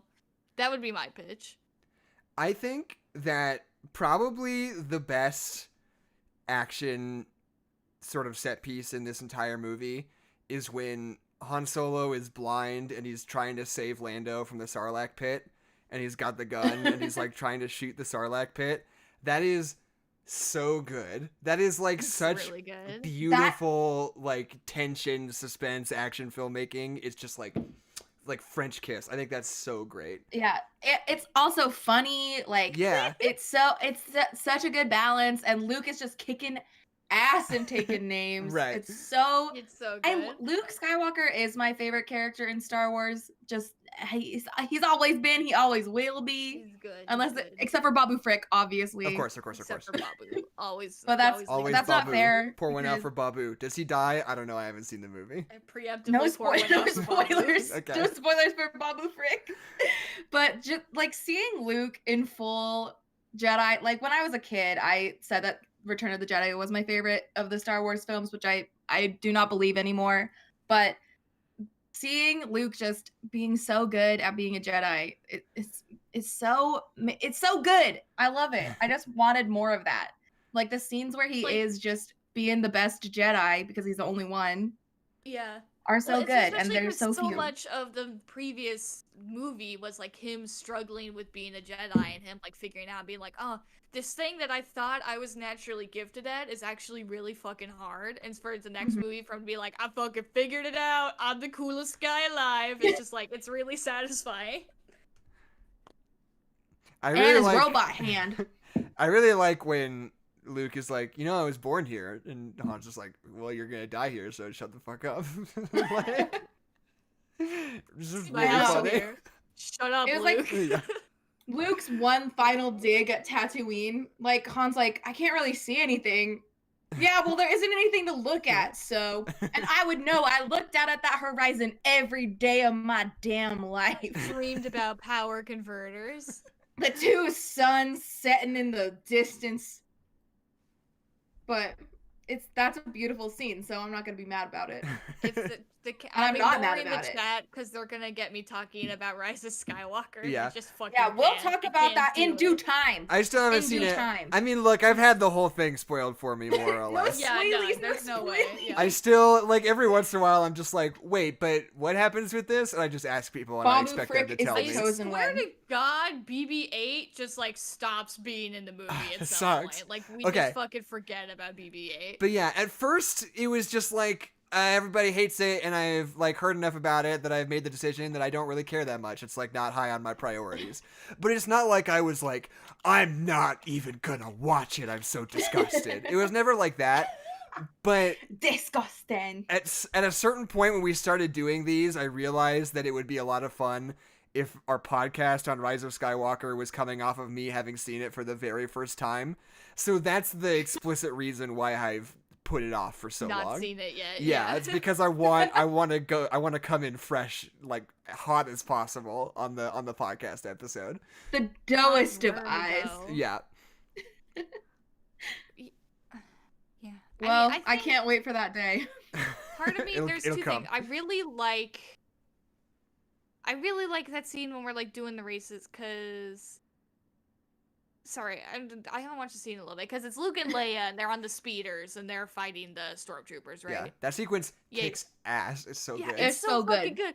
I love this dynamic between Luke and Leia so much. I love them being siblings rather than like friends that might be love interests. Like I don't know, I just like the dynamic so much where like Leia's on a like takes off on a speeder and Luke's like, hey, wait! Like it's so good. I like it so much. And they make those speeders feel so fast. Oh, so fast. Like when they hit a tree, Yeah, they're like, this- oh, they're fucking dead. Like there's no way. The that sound they're design, the sound design gets my chef's kiss Mwah, mwah, for mwah, the mwah. day.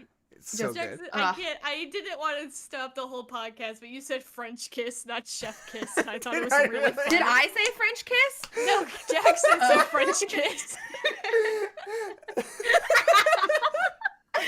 Han Solo's character arc gets my kiss. French kiss for this episode.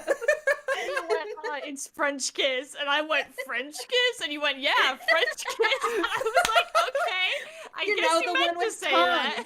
It totally went in one ear and not the other. I didn't even realize. Oh man, chef's kiss, Ratatouille, the musical. Cool. French kiss. To be the rat of all my dreams. So, I didn't see that. I heard it was bad. Anyway. but like then that moment where he like hooks the guy's speeder up to a I guess that's at the end, isn't it? Where they hook the speeder up to the tree and he like goes around and smashes into it. Yeah, I will say I do believe that there should have been more than the forest moon of Endor. Right. But the stuff that they introduce, like the technology and the troopers and the Ewoks, like they're all I like all of them. And for the most part they're entertaining enough. But it still just feels like for the scope that the final movie and the fulfilling of the prophecy, it just seems like it should just be a little wider. Just Right. And Adeline's pitch is perfect. Just cast your net a little bit more. Right.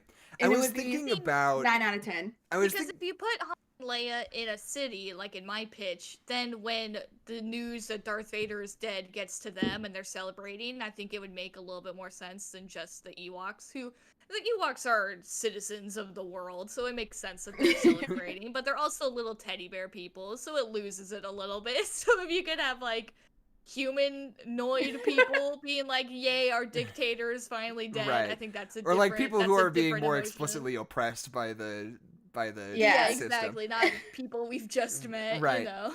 I think that oh fuck, I had a take that I'm completely forgetting about. Hot No, takes with Jackson. It'll come back. It'll come back to me. Just like Luke oh, will oh. come back to Tatooine. I was thinking about the structure of this movie and how like this is basically the only Star Wars movie that comes to mind where like the big, or of the original 3, at least I think, where like the big climax at the end is like split up between like 3 different locations, and you're like, cutting back and forth between 3 different situations. Because how is it? What's the end of Empire Strikes Back? That's pretty. Well, linear, no, Empire right? Strikes Back, they're real split up though, like super split up, like the whole movie. Oh, that's 'Cause true. Luke is Luke's off not with training. them. Right. Okay, never mind. And then Han Solo's frozen in carbonite at the end of the movie, and Luke gets his hand cut off. They're like the most split up they can be. Right. Yeah, okay. Never mind. Whatever. But point remains that, like, I was just thinking about how much Last Jedi is sort of pulling from this movie more than any other. Like, in the way, not only is it like the confrontation with the guy in the throne room where they're looking out the window at their fleet, but it's also that sort of twist where it's like, actually, you're fucked, Because they have that moment with Darth Sidious in this movie where he's like, the whole thing's fake. There was never a shield generator. We're just going to fuck your shit up. And, like, it's just interesting. It's interesting how much Last Jedi feels like the last movie in a series. Yeah. And, like... I think it should be. Yeah, which everyone, I think, thinks it should be. Because Last Jedi's the best. And, like... Just that... Because Last Jedi also has that, like, back and forth of the, like, 3 different sort of sections doing their own thing. But now that I'm thinking about it, more Star Wars movies do that than I remember. Than I was remembering. Yeah, off the top which of my I head. do. I think that like it's good to see the like big team together, and there is that scene at the beginning when they're all like, I'm gonna go with you and I'll go with you too, and then as they're approaching, like Darth Vader can sense that Luke is there and Luke can sense that Darth Vader's there, and it's really cool. And he's like, I'm putting my friends in danger. I don't know if this is the right call. And I really Right. enjoy it. And I think that's the first time that really happens between the two of them, or between any characters in Star Wars that we see. So it's just, I love the Jedi. I want to be a Jedi real bad. I would trade everything away to be a Jedi. Right, yeah. Should we? My slave mom, my I sand don't hut. mean to derail the conversation again, but like, should we just play Star Wars D&D? Because like, I really liked my Maybe that would be character, and I think fun. Keisha would love Not that. to just like totally Yeah, I'm rip off down. Cosmonaut Tabletop, but maybe Yeah, that not would, to just, maybe that would be fun. I organically came up with this. Yeah, this is, there are lots of different experiences out there, and you can have the same one as somebody else, and that's just fine. You Right. don't own Star Wars. You don't own Star Wars. I'm trying to think. But yeah, like all the stuff with the Emperor at the end, I think is really fun.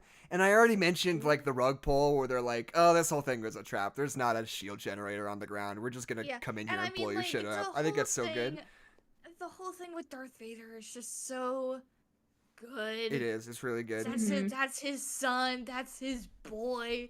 And when they're like fighting and they're like underneath the thing and it's super cool, and then he fucking picks up the old man and yeets him. It's so fucking good. Yeah. It's just good. There's also and go ahead. Keith. I was just gonna say Mark Hamill is really good in this movie. He is. I think like, he's really good in this. And throughout the series, like he just starts as a really annoying, awkward, whiny kid, and by the time we get here, he is the full embodiment of hope and is so like in tune with light that he is able to overcome the darkness within himself and the darkness within his father, which means the darkness within the whole galaxy. It's so good. Yeah. And you can see that all in a stupid laser sword fight. It's excellent. Yeah, it's really good. So good.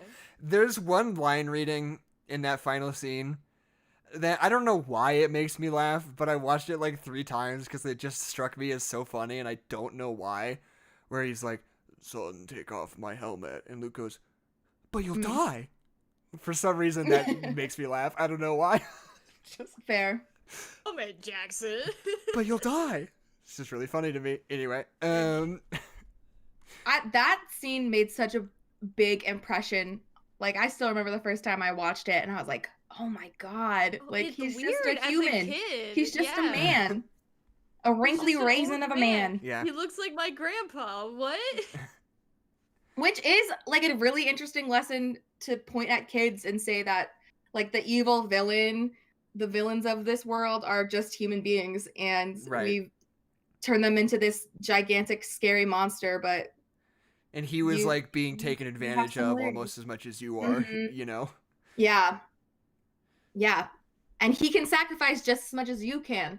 Oh gosh, it's crazy. It's good God, I stuff. love Star Wars. Star Wars is good. Star Wars is so good. You guys heard of this Hot new take, thing guys. called Star Wars? It's really good. I think I've heard of it yet. I'm not like other girls. I like Star Star- Wars. Oh my god.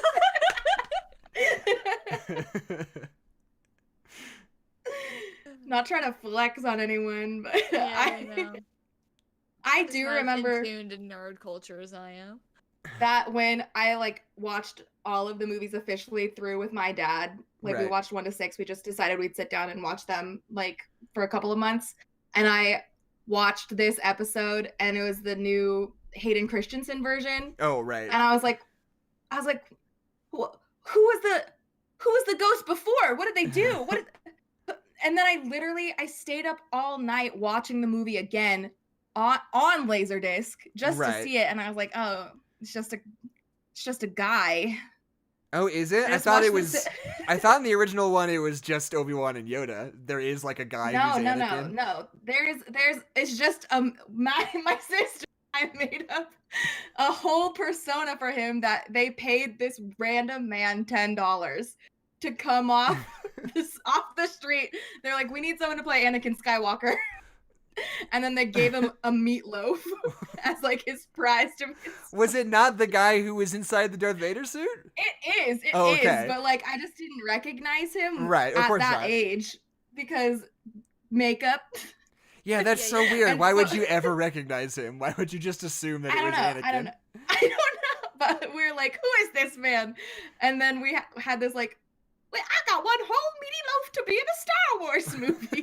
Like, it was a whole thing that it just all came back to me though. We haven't talked about that for a while. Like, I don't like the ghost being Anakin, because I don't like the, like, let's just go back to before he was evil. Like, no, the point is that he was evil, and he's reconciled with that, and he's paid for that. Like, he's a new person. That shiny, brand new Anakin is gone. Like, we destroyed him, and we have this new image of Darth Vader and who he is. So just to return back to, like, the good version of him, I think is like, no. Like, we need to see Darth Vader who's been through shit and, like, is the man that we just knew. Is the man that we just watched die, you know? Right. I don't like it being hung. Yeah, that's fair. It's kind of like George Lucas took the Obi-Wan side of things where it's, you know, from a certain point of view, Anakin died.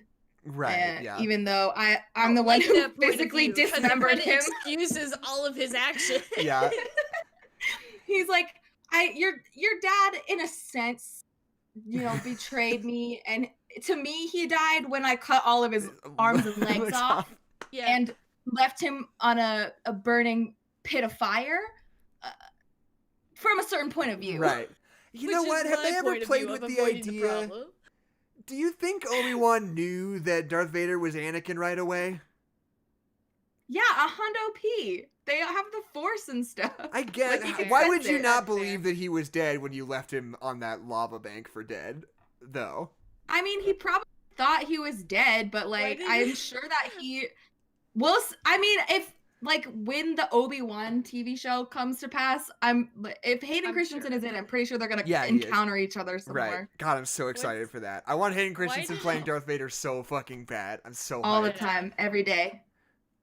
Why did Obi-Wan just kind of just nudge that motherfucker into the lava just a little bit more? Like, Because Whatever, he he was loves him the or chosen whatever. one. or is he just scooch him a little bit? He's his brother in the Force, That's so fair. he's just gonna leave him in writhing pain Yeah, I was instead about of to say, putting him out instead of of his ending a misery. misery, probably really quickly with lava. I don't think you get. I think once you're in lava, I think it's over. I don't think you experience the lava.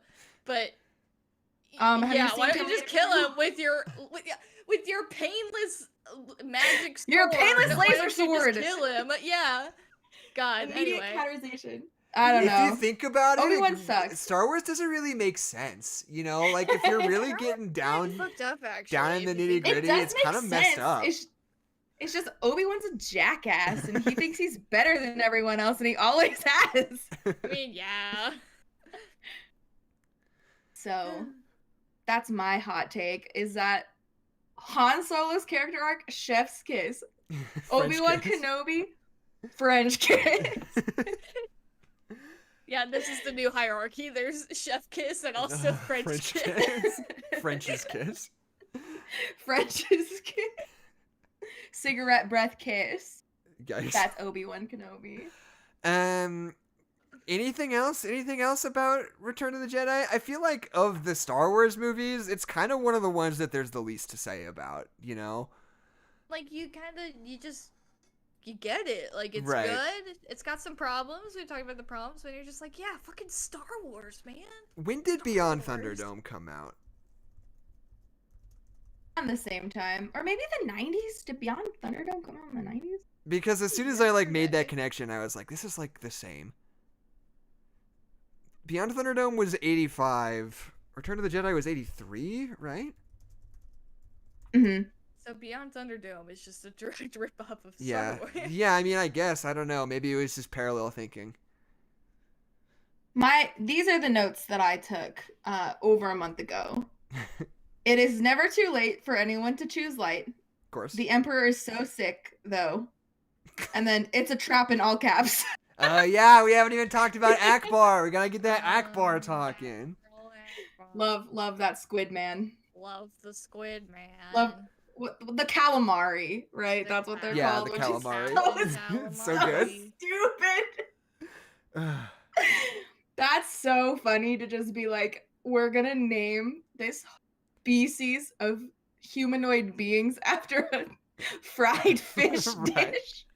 And you know, here's my favorite fun fact. You know the horrible nightmare guy who's like playing the oboe in the Max Rebo band?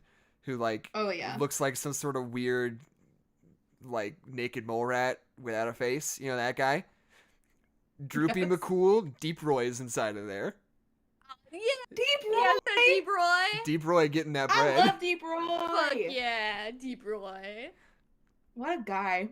Man. He's Truly. so cool. He did so much work for Charlie and the Chocolate Factory. Have I The told you most guys the work. story about how Deep Roy made like $10 million on Charlie and the Chocolate Factory? Because there's like a maybe 3 times on the podcast. yeah, it's just fun. There's like a special SAG rule in the contract system where it's like if you're playing multiple characters in the same movie, you have to be compensated extra for that like extra amount of work you have to do. And you know, realistically, it's the sort of thing that Deep Roy would probably be like, yeah, I'll waive that if you pay me whatever amount. But Tim Burton and Deep Roy like tag teamed it to like basically like extort Warner Brothers out of like $9 million to give Deep Roy to pay for every individual Oompa Loompa that he played in Charlie and the Chocolate Factory, which is so good, and I'm so proud of him. I think I'm when so you have- proud of Deep Roy. It's like the dinner party question. It's like if you could invite anybody to a dinner party, like who would you invite? I think Deep Roy is one of the people that I would invite. He I seems just like an wanna- interesting guy. Yeah, that he would be a seems like good a dinner super party. interesting guy. Say it again, Keisha. That would be a good dinner party. It would be good. Just Deep Roy and me. Yeah, just you That's two. it. Apparently, Deep Roy and Simon Pegg are just like for real, like best friends in real life, which I think is so Um, funny Oh, great. that's so sweet. because they're both in those Star Trek movies, and they're just Oh, they just like yeah. became lifelong friends. I love, man, I want only the best for Deep Roy. Yeah. The best Well, and the brightest, He's got $9 million, so at least. at least. Apparently Deep yeah, Deep Roy's Roy's an an Aquarius. and you know, Deep Roy, it's Aquarius season. It's the season of Deep Roy. Don't forget to leave out milk and cookies for For Deep, Deep Roy. Roy. He's coming in Oompa Loompa form. Little shiny jumpsuit. So Oh, okay, yeah. hey, so we've been going for a while, and we're probably about ready to wrap up. But I did this just in stream last week, but I want to start this for real. I want us to like have something else that we could just like recommend at the end, just like a little something that we can say like, hey, I listened to this or watch this, that was good. Are you guys? I mean, I know you're not prepared because I didn't ask you, but Can I could you just have say my something? thing again, but this time recorded for forever? I guess the other ones. I'll think of something new. Hold on. It's not in the pod, in the potty. That's fair. Right. I mean, should I do my other thing, but this time in the pod, or think of something else? Think of something else. I don't do new things ever. It Especially doesn't have in to the be span a of a doesn't have week. to be a new thing. What's an old thing? That's fair. Let me think. What is an old thing? Do you guys want me to go first? Okay, I have one. Okay, go, So Kezia. my cousin recommended to me the documentary Secrets of the Saqqara Tomb, and it's so good. It like follows a whole excavation team in Egypt. They find this like tomb that nobody really knows about, but it also talks about how like funding works for excavation, where if they don't find anything, then like tons and tons of people are just out of the job, and like how lucrative that business is. Wow. Because it feels like so removed from our current culture that like mummies are here and we found them and that's it, but like this was all happening like within the past like couple of years. So Right. it's really cool, it's really interesting. There's a lot of mystery, there's mummies, and mummies are dope. If I had to recommend something else, it would be the television show Mummies Alive, which I don't know if it aired in the United States, but it aired in Canada. Oh. And Shout out to I think I know what you're My- talking about. where it's a boy and he's the resurrected pharaoh, and then his mom works for a museum, and then a bunch of mummies come to life and they protect him. That was So Discovery those are my Kids, two right? recommendations. Oh, was it on Discovery Kids? Discovery Kids was always weird for me because I feel like I would see that stuff around. Like I remember like there was some restaurant that had like Discovery Kids toys that were like promoting all the different shows Yeah. they had, and like maybe I would see like ads on the internet or something. But like as a kid I could never find it. I was never able to access Discovery Kids. Unless So, you like- were at never the saw- doctor's office. Because there I was one only with like saw a this show in shark. Canada. There was one with like a shark, right? What was that show? Oh yeah, Kenny the Shark. Something like that. And it was like 'Cause all these shows that I I didn't like. watch them. Well, I didn't yeah. watch them either, but they had cups at Applebee's, and my Yeah. family went to Applebee's a lot, so I had all the cups. Applebee's family. So We're yeah, an it was just this Applebee's weird fam. thing where I was like, because it's not like I didn't watch Discovery Channel. That was like one of the channels I Mhm. would watch as a kid. But One I of the guess I channels. just never knew when they were doing that whole kids thing, and I just never got it. I just couldn't ever grasp it. It's like trying to I catch think smoke. it wasn't one of those things for like people who didn't have cable. Like that was one of the. No, Discovery Channel's a cable channel. I guess that's fair. Yeah. It just This seems like the Kids same. had a lot of good stuff. It's more than fair. But those it's are my true. My two recommendations: The Tomb of Saqqara, or The Secrets of Saqqara, and Mummies Alive. Is that a documentary? What's it on? What is it on? It's on The Secrets of Saqqara Tomb is on Netflix, and Mummies Alive has episodes on YouTube. Okay. And that's how you know it's good. Yeah.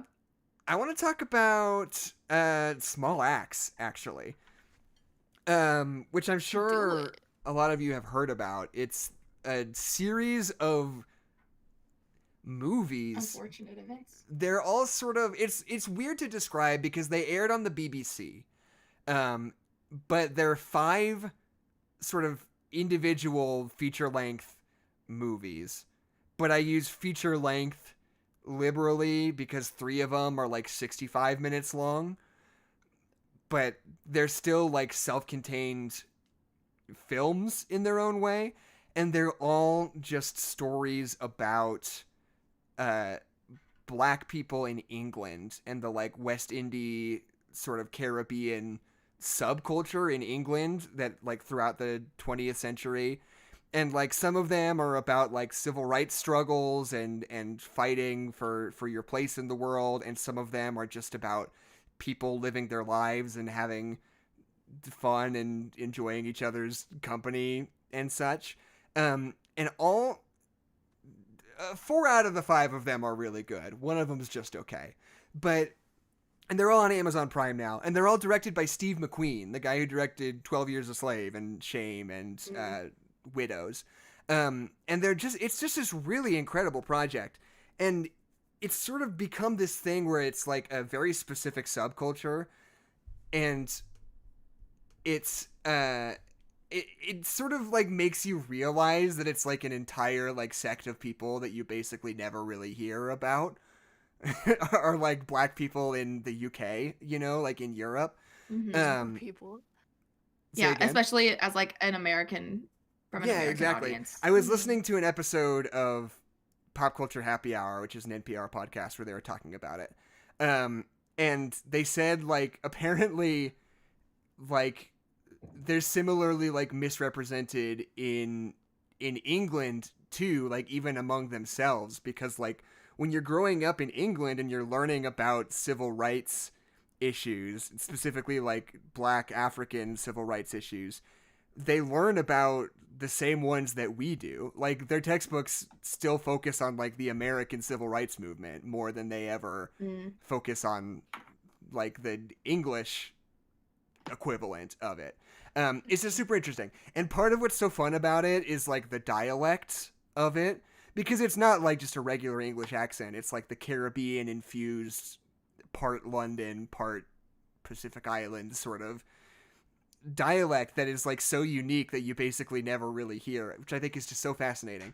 My favorite one is the first one, which is called Mangrove, which is the longest one. It's 2 hours and it's about this like restaurant in England, like a Caribbean restaurant that just got raided by the police over and over and over and over again for no reason other than that it was just like a black owned business.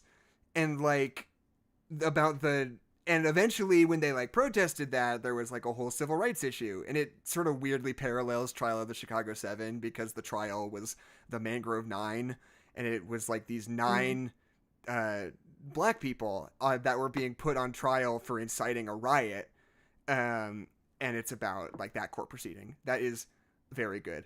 But it's also just fascinating, like just seeing like the same sort of issues that we're so used to thinking about all the time in America, but just through a different lens, like seeing how those same issues sort of like manifest in different ways in different cultures, especially in a way that you like haven't really heard about before. Really fascinating. The first two are the best two, Mangrove and Lover's Rock. Lover's Rock is like 65 minutes long, and it's just about a bunch of people having a house party in the 70s, and they're listening to like Jamaican reggae music and just having a damn good time. It's really good.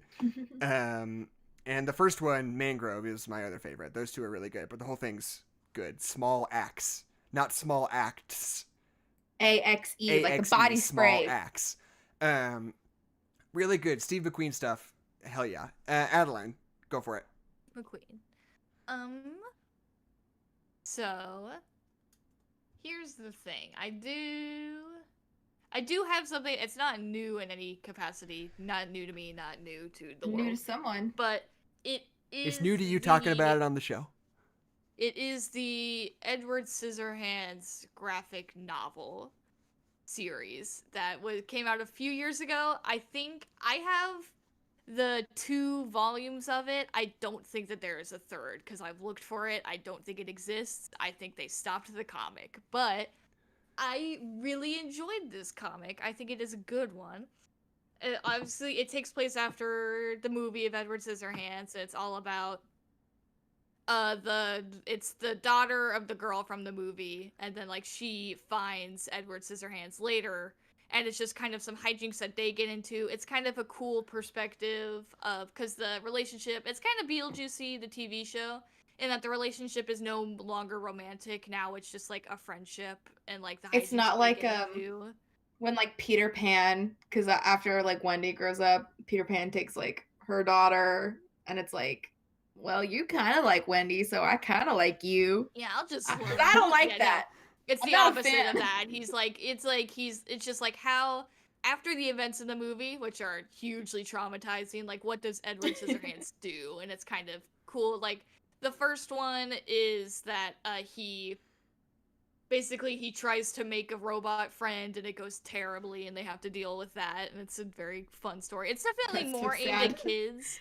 There is some blood, but it's definitely a lighter comic book. It's a very cartoony art style. It's very fun.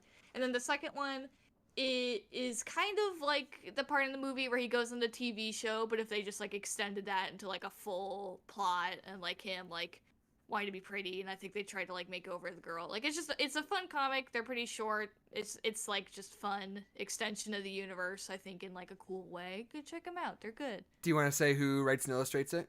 Let me stand up and see. Let me just stretch my legs. Oh. Because we are humans on this podcast, Wow. in case anyone was questioning. Wow. Preach, Kezia. Not to say that you have to have legs to be human, because I have known humans without legs, and they are still human. Good save. We are not an ableist. This is not an ableist Okay. podcast. I just caught something in my notes that I forgot to say while we were talking about it. I just wrote down that Han's new vibe in this movie is, here's to the next adventure, old chums. I just thought that was funny. Yeah. Alright, so the writer is Kate Leth, and the artist is Drew Rausch. Rausch. But yeah, it's a good Okay, that time. sounds Check it nice. out. It's Cool. sweet. If you liked Edward Scissorhands and you're like, I want some more of that, I got you. Give me some Eddie Sizz. Give me some more. I want Hands. some more Eddie. Kezia, go ahead and start plugging, because I have fully I will. forgotten I'll to plug look for a away. 1-star review. Oh, surprise! That's surprise. okay. Hello, everyone. Thank you for listening this far into the podcast of our review / conversation about Return of the Jedi, because it wasn't really a review. It is more just how we feel about it, and that's Return of the perfectly fine. Jedi. Yeah, Return of the Jedi. We like it. It's part of our childhood. And screw you, Obi-Wan Kenobi. Anyway, if you like what you heard, go ahead, leave a like, comment, subscribe to our channel. There are lots of other podcasts, and then Jackson also puts out lots of different kinds of videos, and they're super good and super fun and different and shorter than this. You can follow us on the Twitterverse at No Nerds Pod. You can follow Jackson at Jepperpack. You can follow at Hollow Backhorse, and you can follow me, Kezia Rhodes, at official Instagram account of your mom. I don't have a Twitter. Or you can follow us on TikTok at No Nerds Allowed. I'm pretty sure. I followed it, but I don't remember what it's called. The TikTok is No Nerds Pod, and there's No Nerds Pod. exclusive highlights and maybe exclusive content that you'll find on the TikTok. We'll get there. We've got schemes. We're We'll scheming. get there. Who knows? Yeah. By the time we know how to TikTok, there will be a new app that we won't know how to It'll be use. called Yeah, Stage exactly. Watch, and we'll be like, Yeah. It'll be like the slap from iCarly. God. iCarly. Listen, you have to at least acknowledge how much iCarly has affected our generation. Really fair. It's good. I liked iCarly. It's one of the live action, the especially Nickelodeon live action shows where they have a really fun cast of characters, and then the main girl is always like the worst one. They're like, let's get Very bland. let's get a brunette. That's it. And it's like, cool. I don't like her as much as everybody else. Brunette, nice, I guess. Like, kinda nice, I guess. They try to tell you that she's weird, but she has like a weirder friend, so she's like not Yeah. even really that weird. This is a Victorious hate account. Oh man, I have a lot of thoughts on Victoria Justice. I have exactly them bad. 0. Well, we had different childhoods. Childrenhoods? What do you multiple Yeah, childhoods? childrenhoods. Children. Childrenhoods. Childrenhood. I didn't invent English. Oh, I'll say this for the next podcast. I have another thing that I really love. Is it the English language? Yeah, it's just English in general. Got it. Did you find a review? I'm looking. Star Wars? I'm on Or I'll plug some Amazon. more things. I like to check different places. I'm on Amazon right now, but all of these people are just mad that it's not the theatrical version for some reason.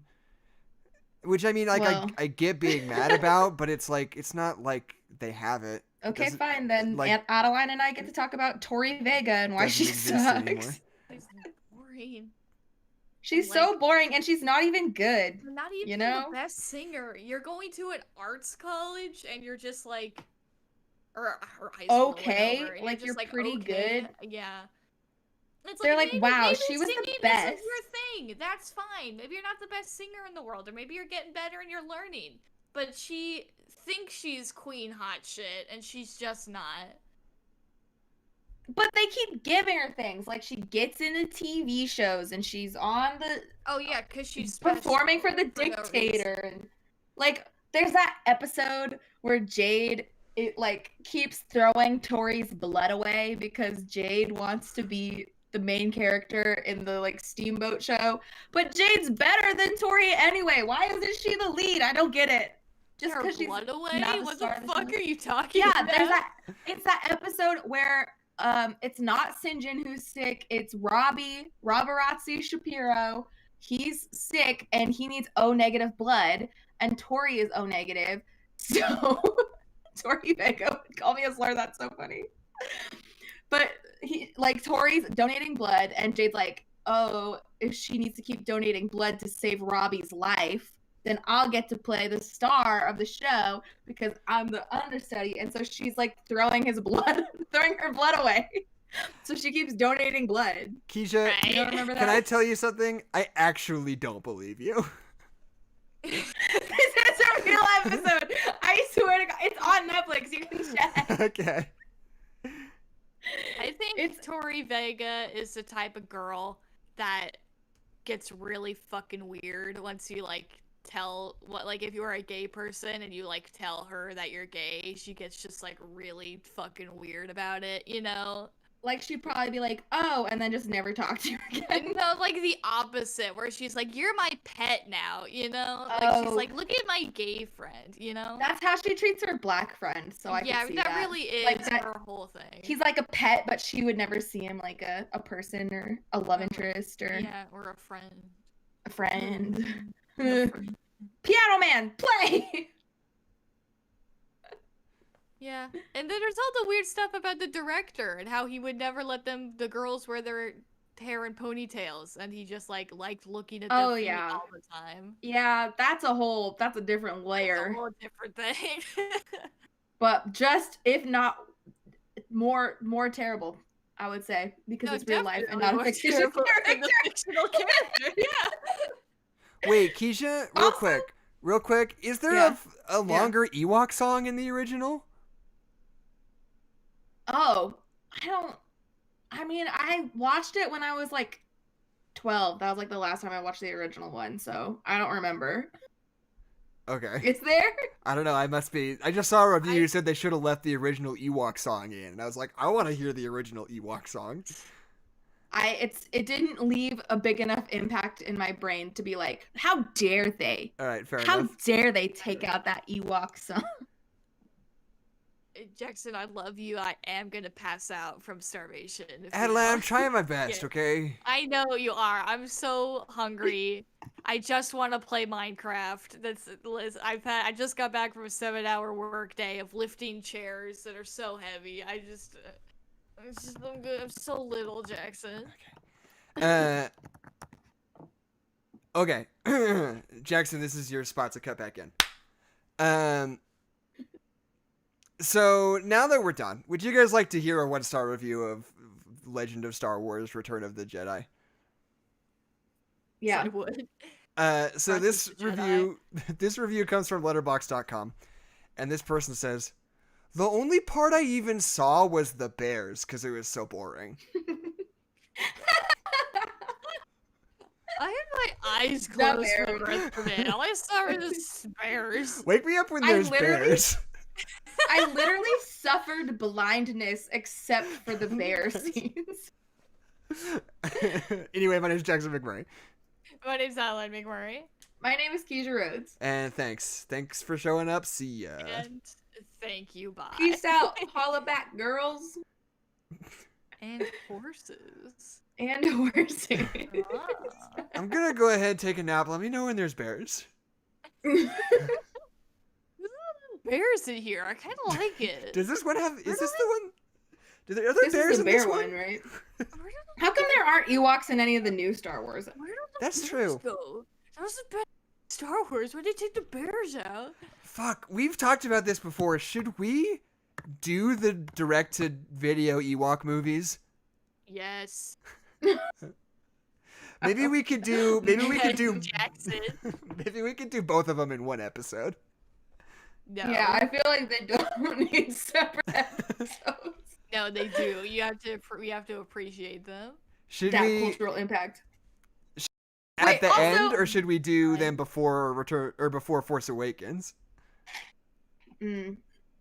Let's Probably do it before Rise Force of Awakens. Skywalker. Set the tone.